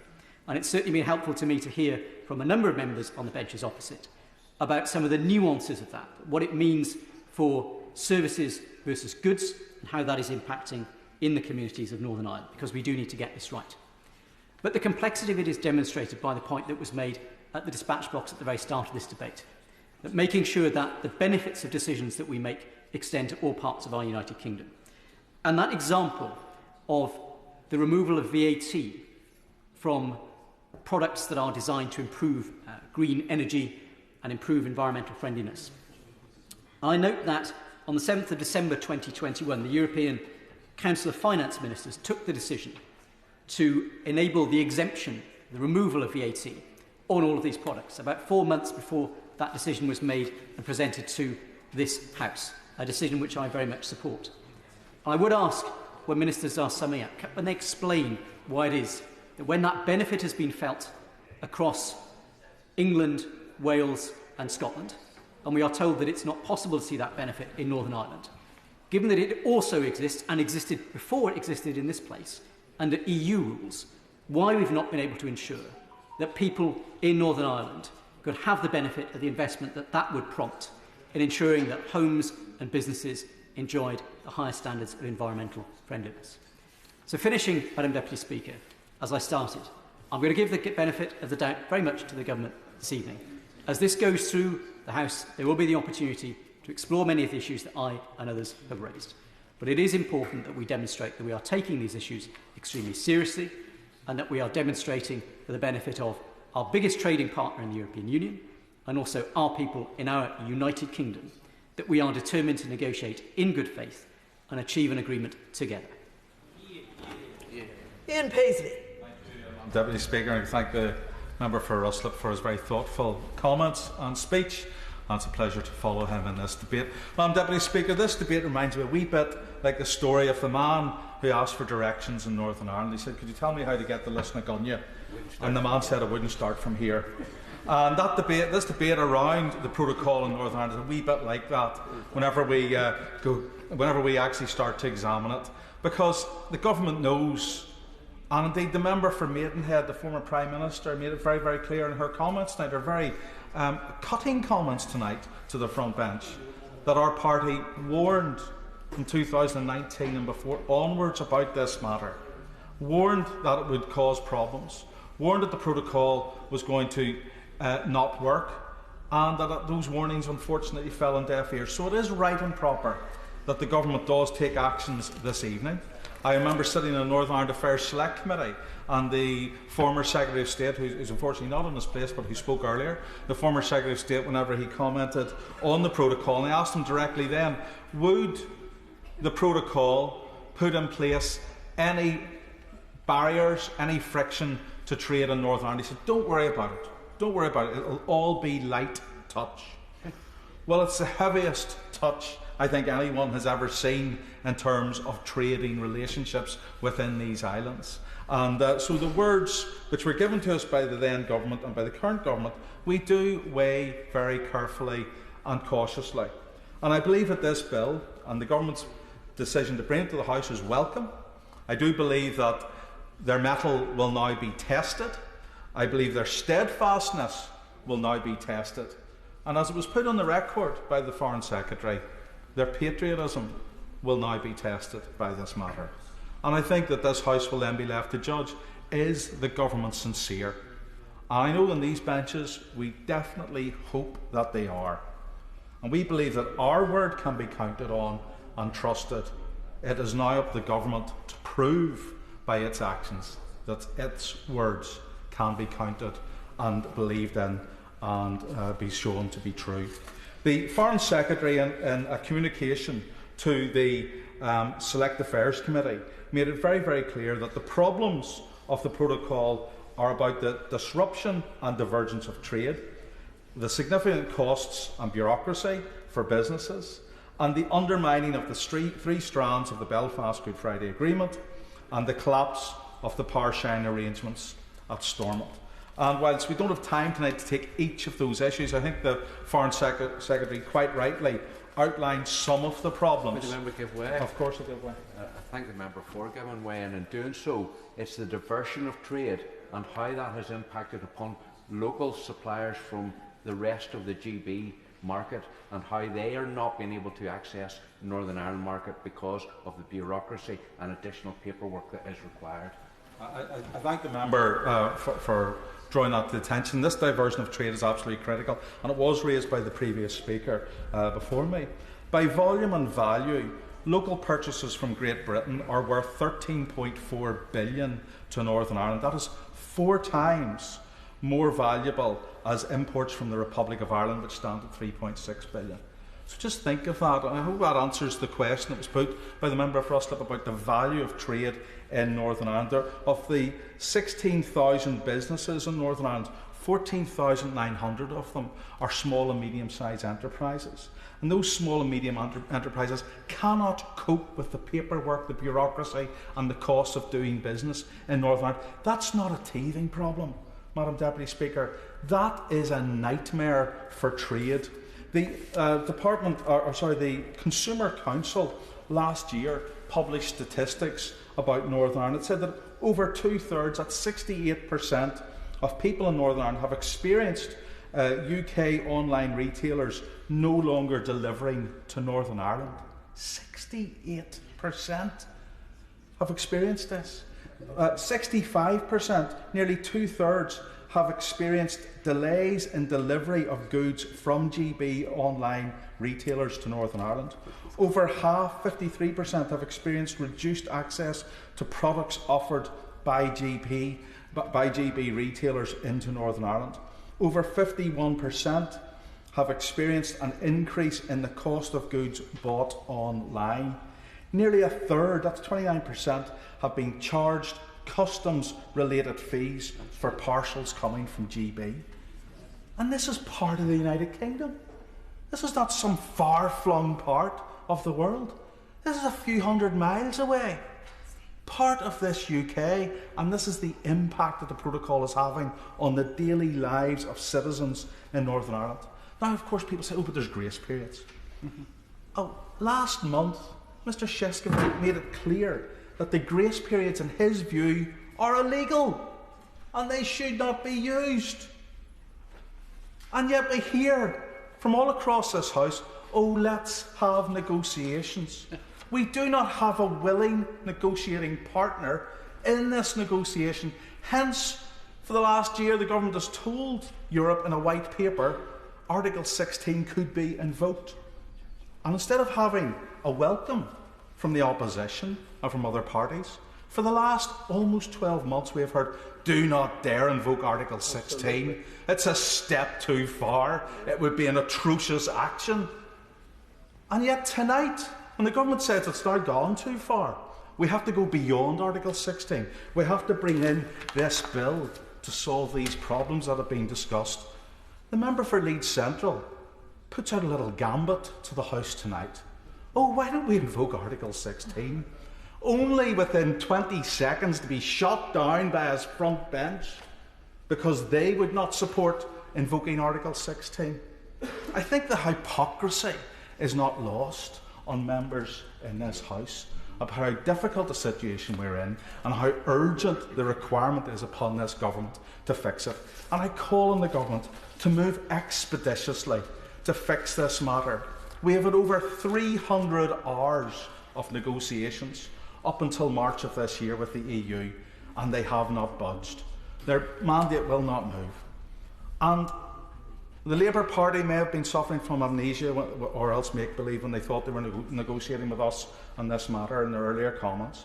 But there have been no negotiations with the Democratic Unionist Party, with the Labour Party. There have been no negotiations with the Shadow Foreign Secretary and this party on any of this matter. And the Shadow Secretary of State can mutter and mumble from a sedentary position. He knows it is true. There's been none. Because there has been no negotiations in this process because Europe pulled stumps. They have not extended their mandate because they don't want to negotiate. I wish they would. We would quite happily, because within the provisions of the protocol, it is very clear that under Article 18, under Article 13 brackets 8, under Article 164, it can be lawfully suspended. And it should be. And indeed we would welcome that to have happened. But it has now come so far.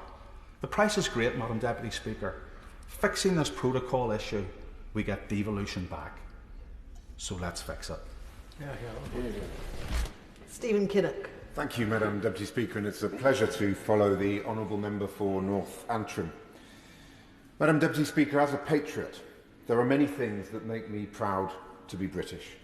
But perhaps what makes me proudest of all is that so many people and so many governments across the world see Britain as a law-abiding country that plays by the rules, as a country that is a consistent, reliable and trustworthy international partner, as a country that treats its allies with respect and always defends the rules-based international order, and as a country that acts in good faith, which has a sense of fair play hardwired into its DNA, and as a country that is capable of tremendous feats of statecraft, such as the Good Friday Agreement, one of the proudest achievements of any Labour government. And yet here we are this evening, Madam Deputy Speaker, debating a bill that takes a unilateral wrecking ball to an international treaty that the Prime Minister himself signed and described as an excellent deal just 30 months ago. Because let's be clear, this bill fundamentally undermines our reputation as a nation that upholds the rule of law. And this really matters, Madam Deputy Speaker, because geography is destiny.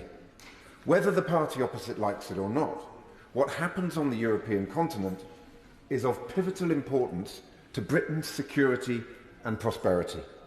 Because when Europe thrives, we thrive. When Europe slumps, we slump. And when Europe fights, we fight. Will my honourable friend give way on that? I will give way. Thank you, Madam Deputy Speaker. I'm very grateful to my honourable friend for giving way. He's making an excellent speech and obviously speaking from great experience internationally. Does he agree with me that not only he's about, I presume, to refer to the events in Ukraine, not only the Ukraine war is a very pressing issue where we need to cooperate fully, but there are many other international crises which we're dealing with at the moment as a country, including the climate emergency and a number of other matters. Does he agree with me, therefore, that it's vital that we work in partnership with our colleagues? My honourable friend makes an excellent point, and he understands that foreign policy begins at home. That if you don't have your own house in order, your ability to project influence, to build alliances, and to speak with moral authority is fundamentally undermined, and that is precisely the point that he's making. From trade to diplomacy, from defeating Putin's barbarism to tackling the climate emergency, and from scientific cooperation to responding to the rise of an increasingly authoritarian China, our democratic partners and allies across the Channel should always be at the heart of our foreign policy. But instead of recognising this basic reality, ministers are stuck in what my honourable friend, the Shadow Foreign Secretary, has called a fever dream of 2016. Rather than seek constructive solutions, they pick fights with our closest neighbours and introduce this deeply destructive bill, which is a clear breach of international law and which is designed solely to inflame tensions and chase Daily Mail headlines. With inflation soaring, with the country facing a cost of living crisis, with war on the European continent, this is the worst possible time for this bill to arrive. So why are they doing it, Madam Deputy Speaker? Who in their right mind would seek to sow division when now more than ever we need to be standing shoulder to shoulder with our European friends and partners? Well, the explanation is clear, Madam Deputy Speaker. The Prime Minister has made a calculation, and as usual, his calculation has nothing to do with the national interest and everything to do with saving his own skin. Because the Prime Minister knows that it's the European Research Group and their fellow travellers that are calling the shots, and he knows that he must have their support if he is to continue squatting in Downing Street. Just like his two predecessors, his fate now lies in the hands of the ERG. And just like his two predecessors, he foolishly seems to believe that he can appease them by throwing them some red meat from time to time. It really is extraordinary, Madam Deputy Speaker, that Conservative Prime Minister after Conservative Prime Minister has failed to learn a simple lesson of 21st century British politics, which is that you can never satisfy the ERG. No matter how much red meat you throw to them, their hunger will never be sated. They will always come back for more. And right now, Madam Deputy Speaker, they are once again at the height of their powers, because the outcome of the no confidence vote has maximised their leverage and given them a Prime Minister who, when they order him to jump, responds by asking, how high? And not only that, it's given them a Foreign Secretary whose leadership ambitions depend on their support. So the planets really have aligned for the ERG, Madam Deputy Speaker, on the benches opposite. But for our country, not so much. Because out there in the real world, the impacts of the Prime Minister's botched Brexit are being felt by working families and businesses across the country. Our exporters are suffocating under mountains of red tape. Import frictions are driving inflation up. And next year we're forecast to have the lowest growth of any country in the G20 apart from Russia. The fact is the party opposite is unable to point to a single net economic benefit of the disastrously bad deal that they negotiated. Not one. Indeed, last week the Minister for Brexit Opportunities was asked to name a single benefit of the Prime Minister's botched Brexit deal. The only thing he could come up with is that the road signs in the Dartford Tunnel can be changed from metres to yards. You couldn't make it up, Madam Deputy Speaker. It's almost as absurd as the apparent legal basis for this bill, which we are told is the doctrine of necessity that requires grave and imminent peril. But if the peril is so imminent, why has the government chosen a route that will require months of passage through Parliament? Well, we know the answer to that question too, Madam Deputy Speaker, because the only thing that's in grave and imminent peril is the Prime Minister's job. But the fact that the Prime Minister's botched Brexit deal is so clearly failing to deliver any of the economic benefits that were promised is not only bad news for the jobs and livelihoods of the British people, it's also bad news for our relations with the European Union and with our international reputation more broadly. Because the more obvious it becomes that the deal is fundamentally flawed and failing, the more the Prime Ministers and others who heralded it as a triumph when they signed it will start looking for scapegoats, pointing fingers and lashing out. They'll blame the EU. They'll blame those who voted Remain. They'll blame the civil service. They'll blame the judges. In short, they'll create a smokescreen of sob stories and grievance, which they hope will obscure their own profound incompetence. And they will use the passage of this bill and other ruses, such as the Bill of Rights and the Rwanda Plan, to whinge and rant about the saboteurs and the conspirators, because they will always try to play the victim card, and they'll never stand up and take responsibility. And there's nothing patriotic about that, Madam Deputy Speaker. So to sum up, the purpose of this bill is not constructive, it is deliberately destructive. It is not seeking to solve a problem, it's seeking to fuel grievance and shirk responsibility. It's not diplomacy or statecraft, it's a piece of reputation trashing vandalism. And this House should treat it with the contempt that it deserves. Thank you. Carla Lockhart. Thank you, Madam Deputy Speaker. I welcome this bill and its second reading in this House today, and I welcome that the Government now recognises the very significant problems caused by the protocol, the damage it is doing to political stability, to community relations and to vast swathes of our economy in Northern Ireland and indeed to businesses in GB. The bill is recognition of and an appropriate response to the unreasonableness that is intrinsic within the protocol and how, despite protracted engagement with the EU, the only thing more unreasonable than the protocol itself is the EU's attitude. Their obstinate approach to those intent on finding common sense solutions that will undo the damage we see in Northern Ireland, brings us here today. Solutions that, with goodwill on all sides, can work for everyone. That is what my party desires, solutions that work for everyone and can be supported by everyone. Madam Deputy Speaker, I know there are members in this House who today will rail against this legislation, and we have heard some of them already.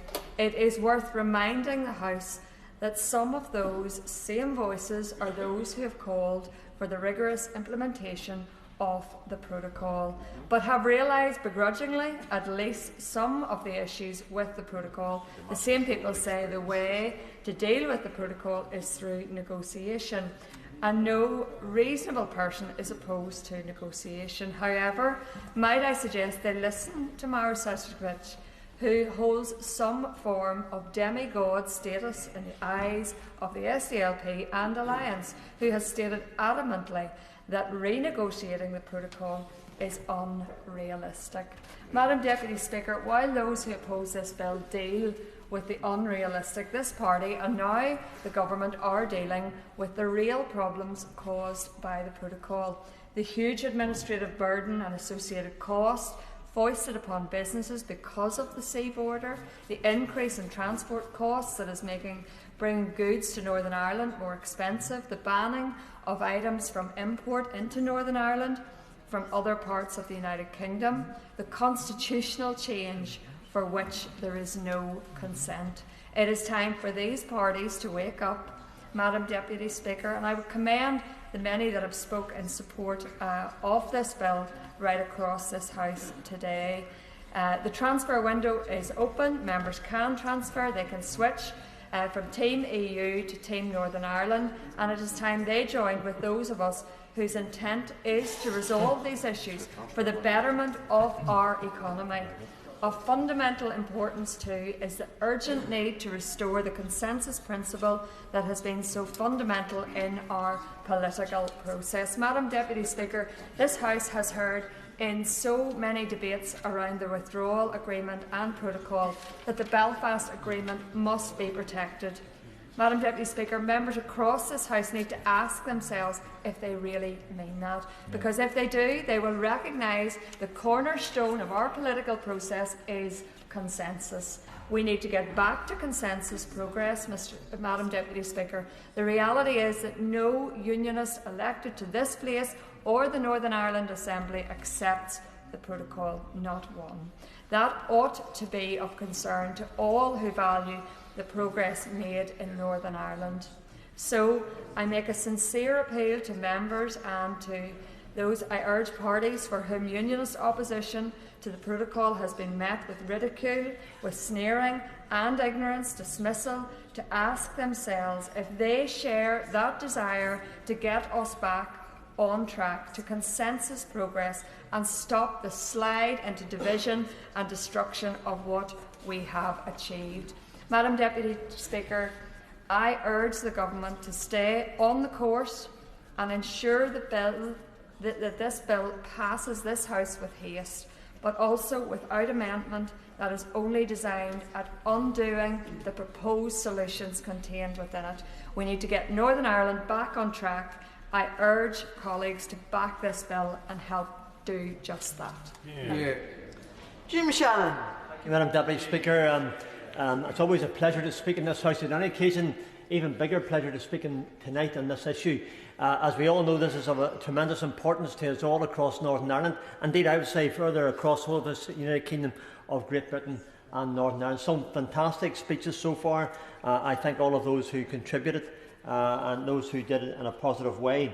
As one, and I'm very pleased to be the MP for Strangford. It's not a secret. It's probably been one of the highlights of my life. It's always a pleasure to reflect those viewpoints in this chamber as well. And the majority of the people of my constituency of Strangford are very clear in their opposition to the border down the Irish Sea. They're very opposed to the restrictions that come in off the back of that. 99% of my businesses in my constituency have expressed their concern. So whenever I hear people saying, well, you know, the business life is doing well, I think it was a member for North Down said that, you know, well, we're not that far away, but he's in a different world. I mean, he's in North Down, I'm in Strangford, he's in a different world, so I can't really quite understand what he's on about. At the same time, last week the Secretary of State in questions to Northern Ireland Questions referred to, he said there was 200 businesses that have stopped trading between the United Kingdom of Northern Ireland. Well, I could tell everyone in this House I have at least 200 businesses in my area alone that are not trading today, so I suspect the number is greater. Examples, farmers, whenever they take their cattle to Carlisle markets, as they do, if they don't sell the cattle, they have to put them in quarantine for 6 weeks and pay that money before they can get them home, all because of the protocol and the problems that we have. My fishermen from Portavogie, and I represent those in Ardglass and Kilkeel as well, because their MP doesn't come to this place, but then that's up to him. He would speak out in the square outside, but he wouldn't come in here, wouldn't darken this place. But I speak for them as well. They have extra tariffs for them, for their fish, the bureaucracy and the red tape, and for them this isn't working. For the engineering works, for the car salesmen, for the nurseries, for the people who just to buy just seeds from the nurseries across here, they can't buy them anymore. The packet of seeds that was £2 is now £16 because the postage and packages has added that price onto it. So these are the examples of my constituents and what they face each and every day. And then there are others in this House as well who tell us that this isn't affecting, it only affects the unionists. No, it doesn't. Because I've had nationalists who come to me, and I quote them, and I'm going to say it again, I said it earlier on in the intervention, from a nationalist tradition, and yet feel afraid to voice complaints to their own MP due to fear of reprisal. That I speak with confidence when I say that Northern Ireland as a whole needs this bill, not simply for cultural identity, which is imperative, but for financial viability for small businesses and the effects of the EU's vindictive approach to block VAT and state aids. Affect not simply those who designate as unions, but those who designate as a nationalist as well. So it affects everybody in the province, and it affects their pocket, and it's quite clear. I can recall as a boy, the Margaret Thatcher, former Prime Minister, she told us in Northern Ireland that, you know what, Northern Ireland is as British as Finchley. Well, with the bill and as the Brexit bill has come through, with the land border down the sea, it's quite clear to me that we're not as British as Finchley, but I want to be. Because I'm very proud of my British heritage. I'm very proud to have served in the British Army for 14.5 years. I'm very proud to be British. And from Northern Ireland, I love to tell everybody that I'm a member of this Parliament. I love to tell people I'm from the United Kingdom of Great Britain and Northern Ireland because it means something to me. But it means something to every one of us sitting here. And it means so much that we want to have this Northern Ireland Protocol brought forward in a way that can make us as British as what you are. So that's what I want to be. That's what we want to be. And we need this Northern Ireland Protocol bill here tonight to make that happen. The absolute disgraceful disregard shown towards the unionist people of the province by delegates from other countries and the EU, boy, they stink to the high heavens, I tell you. I would say that without any doubt. And if they're sitting in EU and Brussels today, listen, I'm telling you again, they stink to the high heavens. And the quicker we're away from those ones, the better. This is a very simple issue that's been misunderstood, and clarity is needed as a matter of urgency. The protocol stops tax and VAT. The protocol hampers small businesses from their #1 market. The protocol makes Northern Ireland, my country, a third country. The protocol undermines the Belfast Agreement. And finally, for the good of nationalists, unionists and Republicans as well, yes, and there's some here, the protocol must come to an end and allow common sense, common decency and common respect be the bill of the day. I'm very pleased, and I said to the Minister on the day that we had our pre-notification of this, I'm very pleased to see the changes in the CJEU. I welcome those because it removes the direct jurisdiction of the Court of Justice of the European Union to this place. And it should be here that the people of Strangford, the people of Upper Bann and Lagan Valley and East Belfast and all the members who are here, it should be this place that makes those decisions. It shouldn't be Brussels. It shouldn't be the European Court of Justice. So I'm very pleased to see that change coming. And I know that I've said to the Secretary of State about this in the past. Indeed, I think it was about September of last year. My friend and colleague for North Antrim asked questions about East West. I asked questions about the European Court of Justice. Very pleased to see the changes coming through this bill. So again, it is for me a very positive thing. So when it comes to, believe it or not, from dog biscuits to daffodils, from picture frames to potato bread, from engine parts to eggs, from artificial flowers to antibiotics, the EU has had ample opportunity to change their approach and allow trade to continue unhampered. The EU is just like a giant sponge. You know, all they want to do, they want to take everything from you, but they don't want to give you anything. So tonight we're asking for the EU sponge to be lifted off our back and to give us the same opportunities as the rest of the United Kingdom. And for us, it's about making sure the EU knows their place. It's past time to stop begging them and asking them to act like the sovereign state we are. And it's up to us to take back control of British produce, of British people and British protocol. The working poor to the wealthy business owners, protocol has detrimentally affected, and I believe this will not. Tonight we have the Northern Ireland Protocol to make the changes to make it happen. I love this Great Britain of the United Kingdom and Northern Ireland. It's no secret. It's a pleasure and a pride for me to be here. I'm proud to have my Union flag flying above my house. I'm proud to have my Ulster flag flying. I'm proud to have the Queen's Jubilee Platinum flag flying as well. That's what I am. I want to be as British as everybody else. Do the right thing for us. Shadow Minister Peter Kyle. Thank you, Madam Deputy Speaker. I want to begin with an apology to victims of crimes committed during the Troubles in Northern Ireland. They were expecting the committee stage of the Legacy Bill today. Several had booked and paid for their plane and train tickets, their money now wasted. For the government, changing parliamentary timetable might be trivial, but for victims and their families, such behaviour only adds to the pain and frustration of decades of hurt.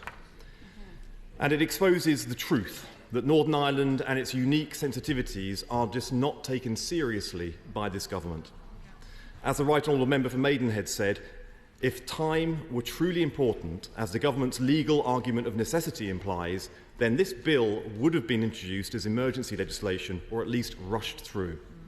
There is only one real necessity in this bill at this time, and that is to try and distract from the catastrophic performance at the ballot box last week and to fire the starting gun for the Foreign Secretary's leadership bid. Exactly. Once again, the Tory civil war is infecting our politics. Once again, Northern Ireland is paying the price. This House deserves better. Northern Ireland deserves better. Victims of the Troubles certainly deserve better. Government are claiming to act on behalf of communities in Northern Ireland by tearing up the protocol. Yet in the very same week, they are simultaneously ignoring the opposition from all Northern Ireland communities. Because opposition to their bill to deal with the murders and acts of terror during the Troubles is universal. Every party from every community opposes it, yet they plough on. Government is picking and choosing the parts of the Belfast Good Friday Agreement according to whatever its political needs are in any particular moment. For example, one justification for tearing up their Brexit deal is the loss of community support for the protocol. This totally ignores one essential fact. They never had it to start with. The DUP and Unionists have been very consistent from the very beginning when it comes to the protocol. They opposed it. When ministers were drafting and negotiating the protocol, the consent of the Unionists was never sought and it was never given. As the Right Honourable Member for North Thanet said, They even voted against it in this House. So now, how can it be claimed to have disappeared? It was never there to begin with. In fact, in 2019, when the Prime Minister presented the protocol to Parliament, he said in his response to Lord Dodds, and I quote, "The people of this country have taken a great decision embracing the entire 4 nations of this country. By a simple majority vote that went 52-48, and which we are honouring now." He went on, "I think that principle should be applied elsewhere, and I see no reason why it should not be applied in Northern Ireland as well. It is fully compatible with the Good Friday Agreement." That was the Prime Minister speaking here to this House on the 19th of October 2019. And now we have an entire bill which reveals the Prime Minister was not truthful with the House as he tried to sell the protocol. Let's turn to another promise made and broken by this government. Page 5 of the Tory manifesto could not be clearer. It says, and I quote, "No renegotiation." So when the Foreign Secretary says, as she did at the dispatch box just earlier today, that, and I quote, "the EU are not agreeing to change the text of the protocol, as is her basis for this bill," it exposes yet another broken manifesto promise. 14 million voters who believed that promise has been betrayed. But this is all perfectly in line with this government's approach to Northern Ireland. It picks and chooses issues depending on whether it serves whatever grievance they happen to have and be peddling at any moment in time. Their approach is reckless and neglectful. When the politics of Northern Ireland demands sustained, diligent support, the government looks the other way. When the Northern Ireland executive collapsed in February, the Prime Minister didn't visit Stormont to fulfil the vital role of honest broker to help parties find a way forward. He did make it to Saudi Arabia, India, and the United Arab Emirates. 5 months later, and only when the challenges in Stormont became unignorable, he found time for a fleeting visit. The biggest challenge facing Northern Ireland isn't the protocol, it's this neglectful government. All parties in Northern Ireland want to see progress on the protocol. On these benches, we have called for the EU and government to get back round the negotiating table. There are large areas of common ground which show that successful negotiation is possible, as my right honourable friend, the member for Leeds Central, outlined very eloquently. The UK, EU and all parties in Northern Ireland have identified areas of improvement, and many of them clearly overlap. This appears to be the only negotiation in history that has failed because everyone agrees. We have consistently said the EU must show more flexibility over Northern Ireland. But the way to unlock it is by engaging, negotiating, the very things Britain used to be good at. Because the overwhelming number of issues raised in this bill are negotiable with statecraft, diligence and graft. Take the veterinary agreement. New Zealand negotiated and signed one with the EU. No rows, no psychodrama, no law-breaking legislation. They just sat round the table and put the hard work in. With statecraft, diligence and graft, it's possible to reach an agreement on outstanding issues with the protocol. A veterinary agreement, data sharing deal would remove the need for the vast majority of remaining checks. And that's what this ultimately comes down to. Identifying those remaining products that face undue red tape in their journey to Northern Ireland. With Britain's great history of instigating, supporting and delivering global historic agreements, is it not reasonable to expect our government just to get on and deliver it? And that's why we oppose this bill.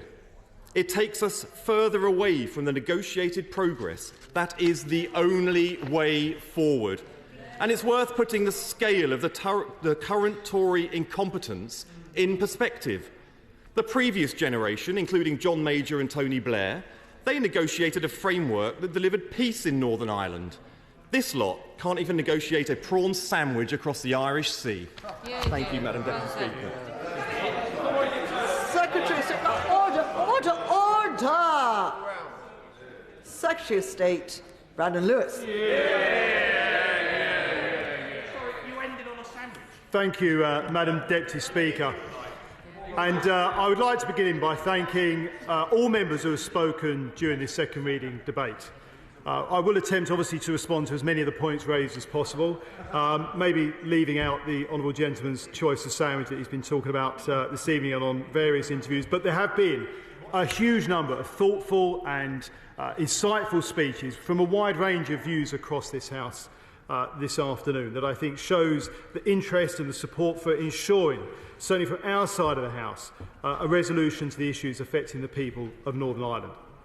The Northern Ireland Protocol, whilst agreed with the best of intentions, is causing practical problems for people and businesses in Northern Ireland, including trade disruption and diversion, significant costs and bureaucracy for traders. It cannot be right that it is easier to send goods from Great Yarmouth to Glasgow than it is to Belfast, still a part and an important part of the United Kingdom. Everybody in the United Kingdom should be able to access products and goods in the same way. Political life in Northern Ireland is, as it has been, built on compromise and power sharing between communities, as the member for North Antrim outlined. But the protocol does not have the support of all communities in Northern Ireland. As a result, we are seeing both political and social stress in Northern Ireland, including the lack of functioning of both the Northern Ireland Executive and the Northern Ireland Assembly, as rightly outlined by my right and honourable friend, the member for South Swindon. It is clear that the protocol has become a major political problem, and it is putting strain on the delicate balance inherent within the Belfast Good Friday Agreement.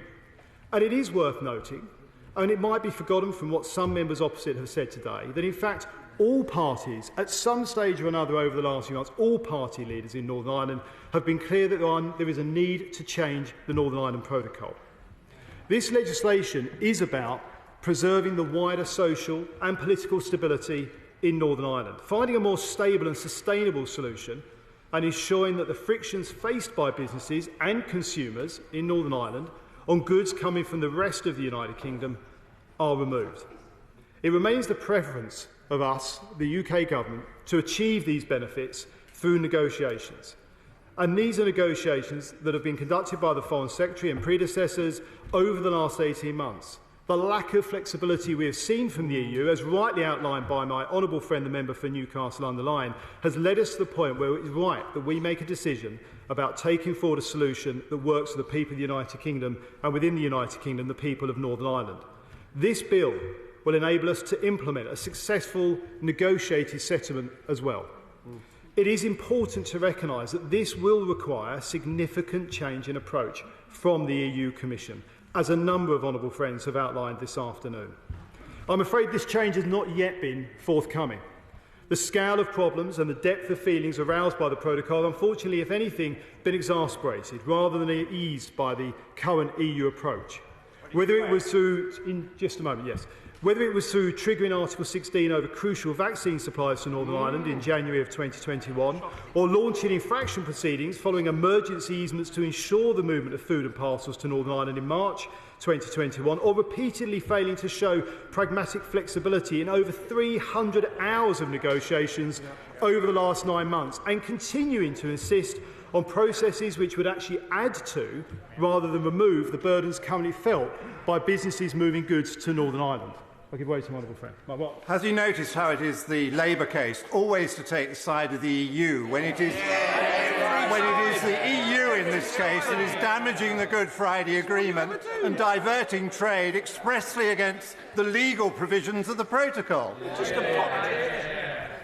My right honourable friend makes a very fair point, I have to say, and he will know from attending some of the oral questions for Northern Ireland office that I've regularly had to stand at this dispatch box to listen to the honourable gentleman opposite me continually taking the side of the EU, but then he does want to rejoin the EU, so I suppose we shouldn't be surprised. We should also be very clear about the reality of when we hear about the flexibility of the European Union and the offer that they have made based on their October offer, that would actually be a backward step from the situation we currently have that is already not working for businesses and people in Northern Ireland. Yes. I thank the Secretary of State for giving way.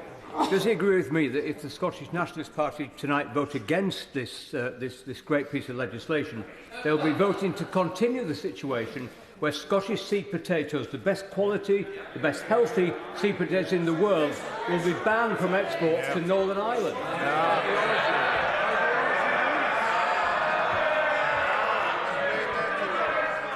My right honourable friend is renowned for always speaking good sense, as he has done again with that intervention. And Madam Deputy Speaker, I can go further. One of the examples I was given not too long ago was the frustration of people in Northern Ireland not being able to secure supply from Great Britain of trees to plant for the Platinum Jubilee for the Queen's canopy because of the threat to the single market. Well, the last time I saw trees uproot and walk across a border, it was Game of Thrones. And I would happily commend the Game of Thrones studio tour to everybody in this chamber when they visit Northern Ireland. But that isn't a real situation of threat to the EU single market. In a moment. The lack of progress and the subsequent failure of the Northern Ireland power sharing arrangements is exactly why we as a government must be prepared to act in the best interest of Northern Ireland and for the stability and delivery of the Belfast Good Friday Agreement. Happy to give way. For he talks about the movement of goods. When I was Shadow Northern Ireland Minister, I've repeatedly asked him in the run-up to the final decisions why he didn't prepare British businesses better about the agreement that he had made. He consistently said there is unfettered access always both ways. Why were British businesses not prepared for the deal that he agreed? Well, first of all, I'd say to the honourable lady, we have delivered unfettered access to Northern Ireland to Great Britain. I appreciate she is talking about where we have got the real challenges, Great Britain moving to Northern Ireland. There were flexibilities and vagueness and actually some areas of the protocol in terms of the implementation that were not resolved. That's why we had the grace periods. That's why we had to extend the grace periods. We now have the standstill. That's exactly why the EU's offer that they pretend offers flexibility is actually a backward step from where we are today, and why nobody in this House should accept it unless they are determined to do damage to Northern Ireland. Madam Deputy Speaker, this legislation will fix the practical problems that the protocol has created in Northern Ireland. It will enable us to avoid a hard border, protect the integrity of the United Kingdom and safeguard the EU single market. Now, the right honourable gentleman, the member for Tottenham, spoke at some length in his opening remarks, over half an hour earlier today, and yet in the totality of those remarks, and the same for the honourable member for Hove, we heard no plan, no proposal, no alternative from the party opposite. Just words. Although there were two interesting points, I would say. The honourable member raised the issue of the Magna Carta as something to show how important treaties are. He's right, Magna Carta is an important piece of our history. He may want to recall that there were 63 clauses in it. Treaties evolve, that's why only 4 of them remain in place today. He also outlined, and I quote, he said, in our discussions, the DUP has consistently said that it wanted a negotiated settlement. I would gently say to him that seemed to be a surprise to all the members of the DUP. So he learnt something else. And he might be talking from a sedentary position, he might want to check Hansard. Now, what we have heard, as I say, is an outline of noise without any real proposals or any alternative. A lot of members, however, have raised important points around the issues of legality, particularly my right honourable friend, the member for Maidenhead, my right honourable friend, the member for Bromley and Chislehurst, the member for North Dorset, my honourable friend, the member for North Dorset, and others. I can assure this House that this legislation is not just necessary, it is lawful. Proceeding with this bill is legal in international law and in support of our prior obligations to the Belfast Good Friday Agreement. The protocol is undermining all 3 strands of the Belfast Good Friday Agreement, as the honourable member for Lagan Valley well outlined earlier on, and the institutions that underpin it. It is the government's assessment that the legislation is currently the only way to provide the means to alleviate the socio-political conditions whilst continuing to support the protocol's overall objectives of including supporting North-South trade and cooperation and the interests of both the EU and the UK in ensuring that we will protect their single market whilst ensuring we are protecting the UK internal market. That is all aspects of the Belfast Good Friday Agreement. Now, we recognise that necessity can only exceptionally be invoked to lawfully justify non-performance of international obligations, And this was covered by my honourable friend, the member for South Swindon, I think very eloquently.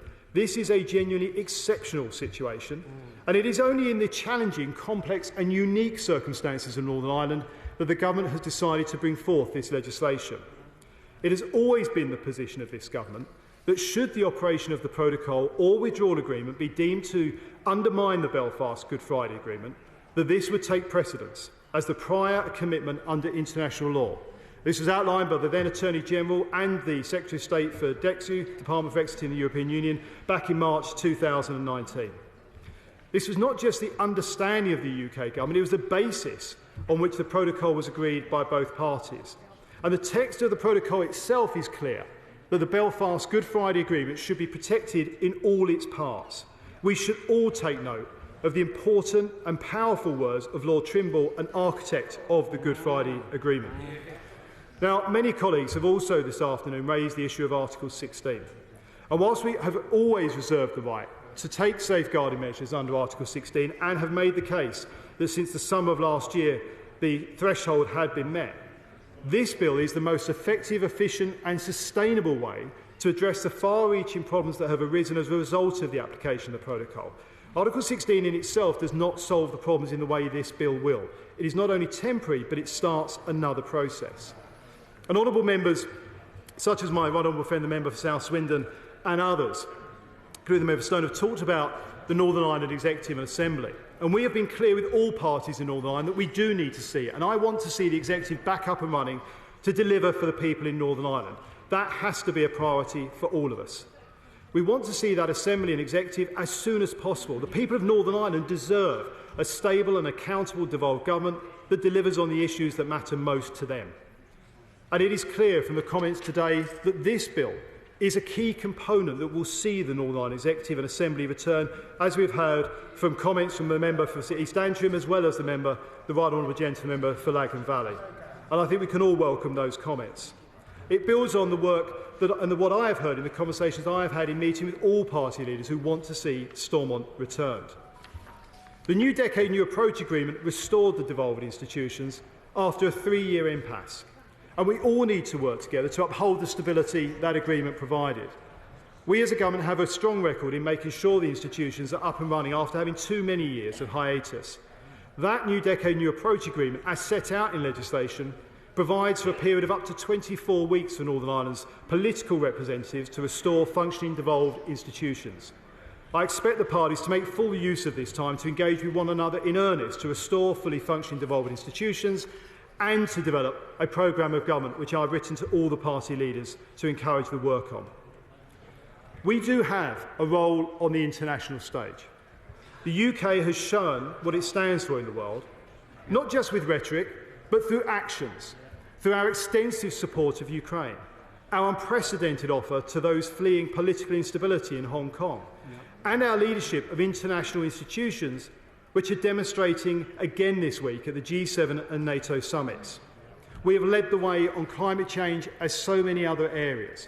And that is why it is important, and we are focused on ensuring that we are acting within the bounds of international law. Indeed, we have repeatedly emphasised that it is only the rare, exceptional circumstances in Northern Ireland that make this intervention necessary. Happy to give way.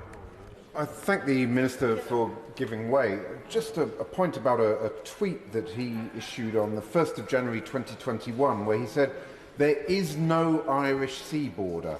As we've seen today, the preparations the government and business have taken to prepare for the end of the transition period are keeping goods flowing freely around the country, including between GB and NI." Can you explain to the House how that tweet is compatible with this piece of legislation? Yeah, absolutely, and I appreciate the opportunity the honourable gentleman has given me to highlight that back in January, what that highlights is exactly what we expected to see from the behaviour from the European Union around the flexibility of how to implement the protocol. What we've actually seen since is reinforcing our point is that lack of flexibility, that lack of understanding actually of the nuances of Northern Ireland that have led us to the place that we are today. And I would just say gently to him when he's chuntering from a sedentary position, that if he looks at the decisions we took last year to ensure that goods could continue to flow to Northern Ireland, They are decisions that we took under criticism at the time from the EU that have been vital to ensuring stability in Northern Ireland and access to at least those products that have flown overseas, which those international partners themselves have recognised. The EU themselves have recognised there are problems with the Northern Ireland Protocol. They're just not willing to show the flexibility at the moment that is needed to resolve those issues. But we are clear that we will ensure that we protect the EU single market, a tiny proportion of which could be deemed to be a theoretical risk, and that's why it's important that we get the balance right.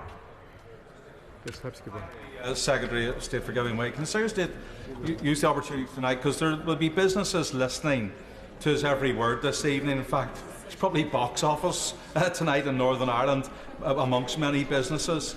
And from clauses 4 through to clauses 13 of this bill, can he confirm that goods that enter into what has been called the Green Channel, going from GB to Northern Ireland, that they will be treated the exact same way and manner as goods travelling from England to Scotland or England to Wales? The Honourable Gentleman makes a very important point, and it's absolutely our determination this will show good, flexible, free-flowing products from Great Britain to Northern Ireland in the same way as they would move from Great Yarmouth to Carlisle or to Birmingham or to London. That's what we want to deliver. One of the reasons we've taken what colleagues refer to as the Henry VIII powers is to ensure that we're working with business to make sure that those regulations do deliver that free-flow, flexible, lack of bureaucratic process that at the moment is deterring businesses from accessing Northern Ireland. I'll give way. The Secretary of State refers to a very important point, and that is the regulations that this bill will enable to be brought forward. And Clause 1 is clear that nothing in this bill should harm the Act of Union.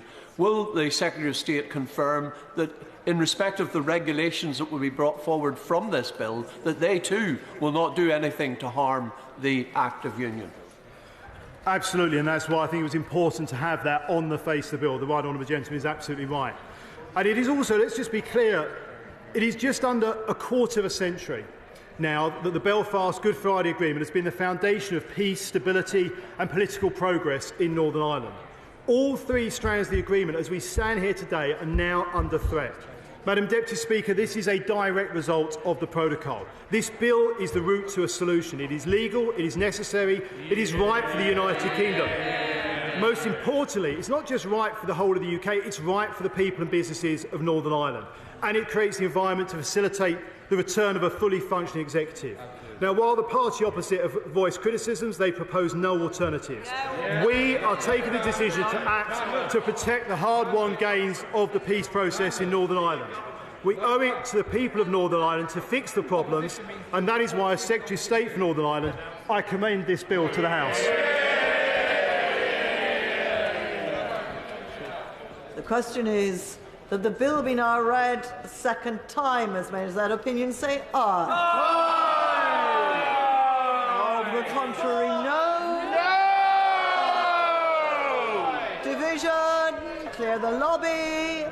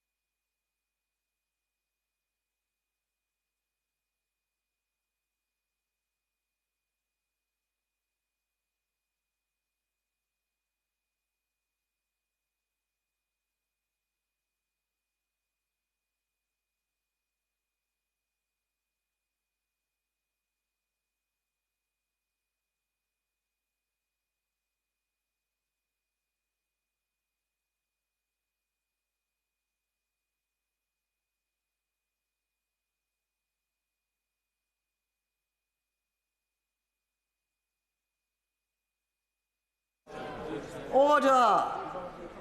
The question is that the bill be now read a second time. As many as that opinion say aye. Aye. Of the contrary, no. No. Tellers for the ayes, Scott Mann and Michael Tomlinson. Tellers for the noes, Navendra Mishra and Mary Glidden.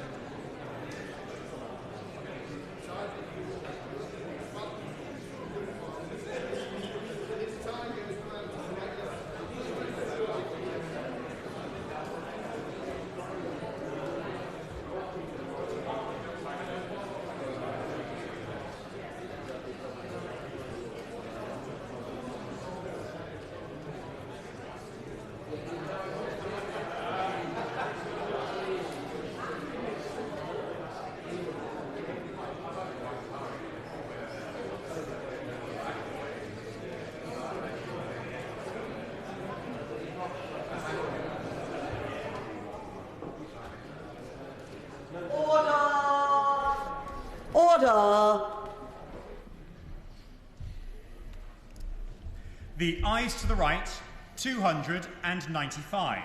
The noes to the left, 221.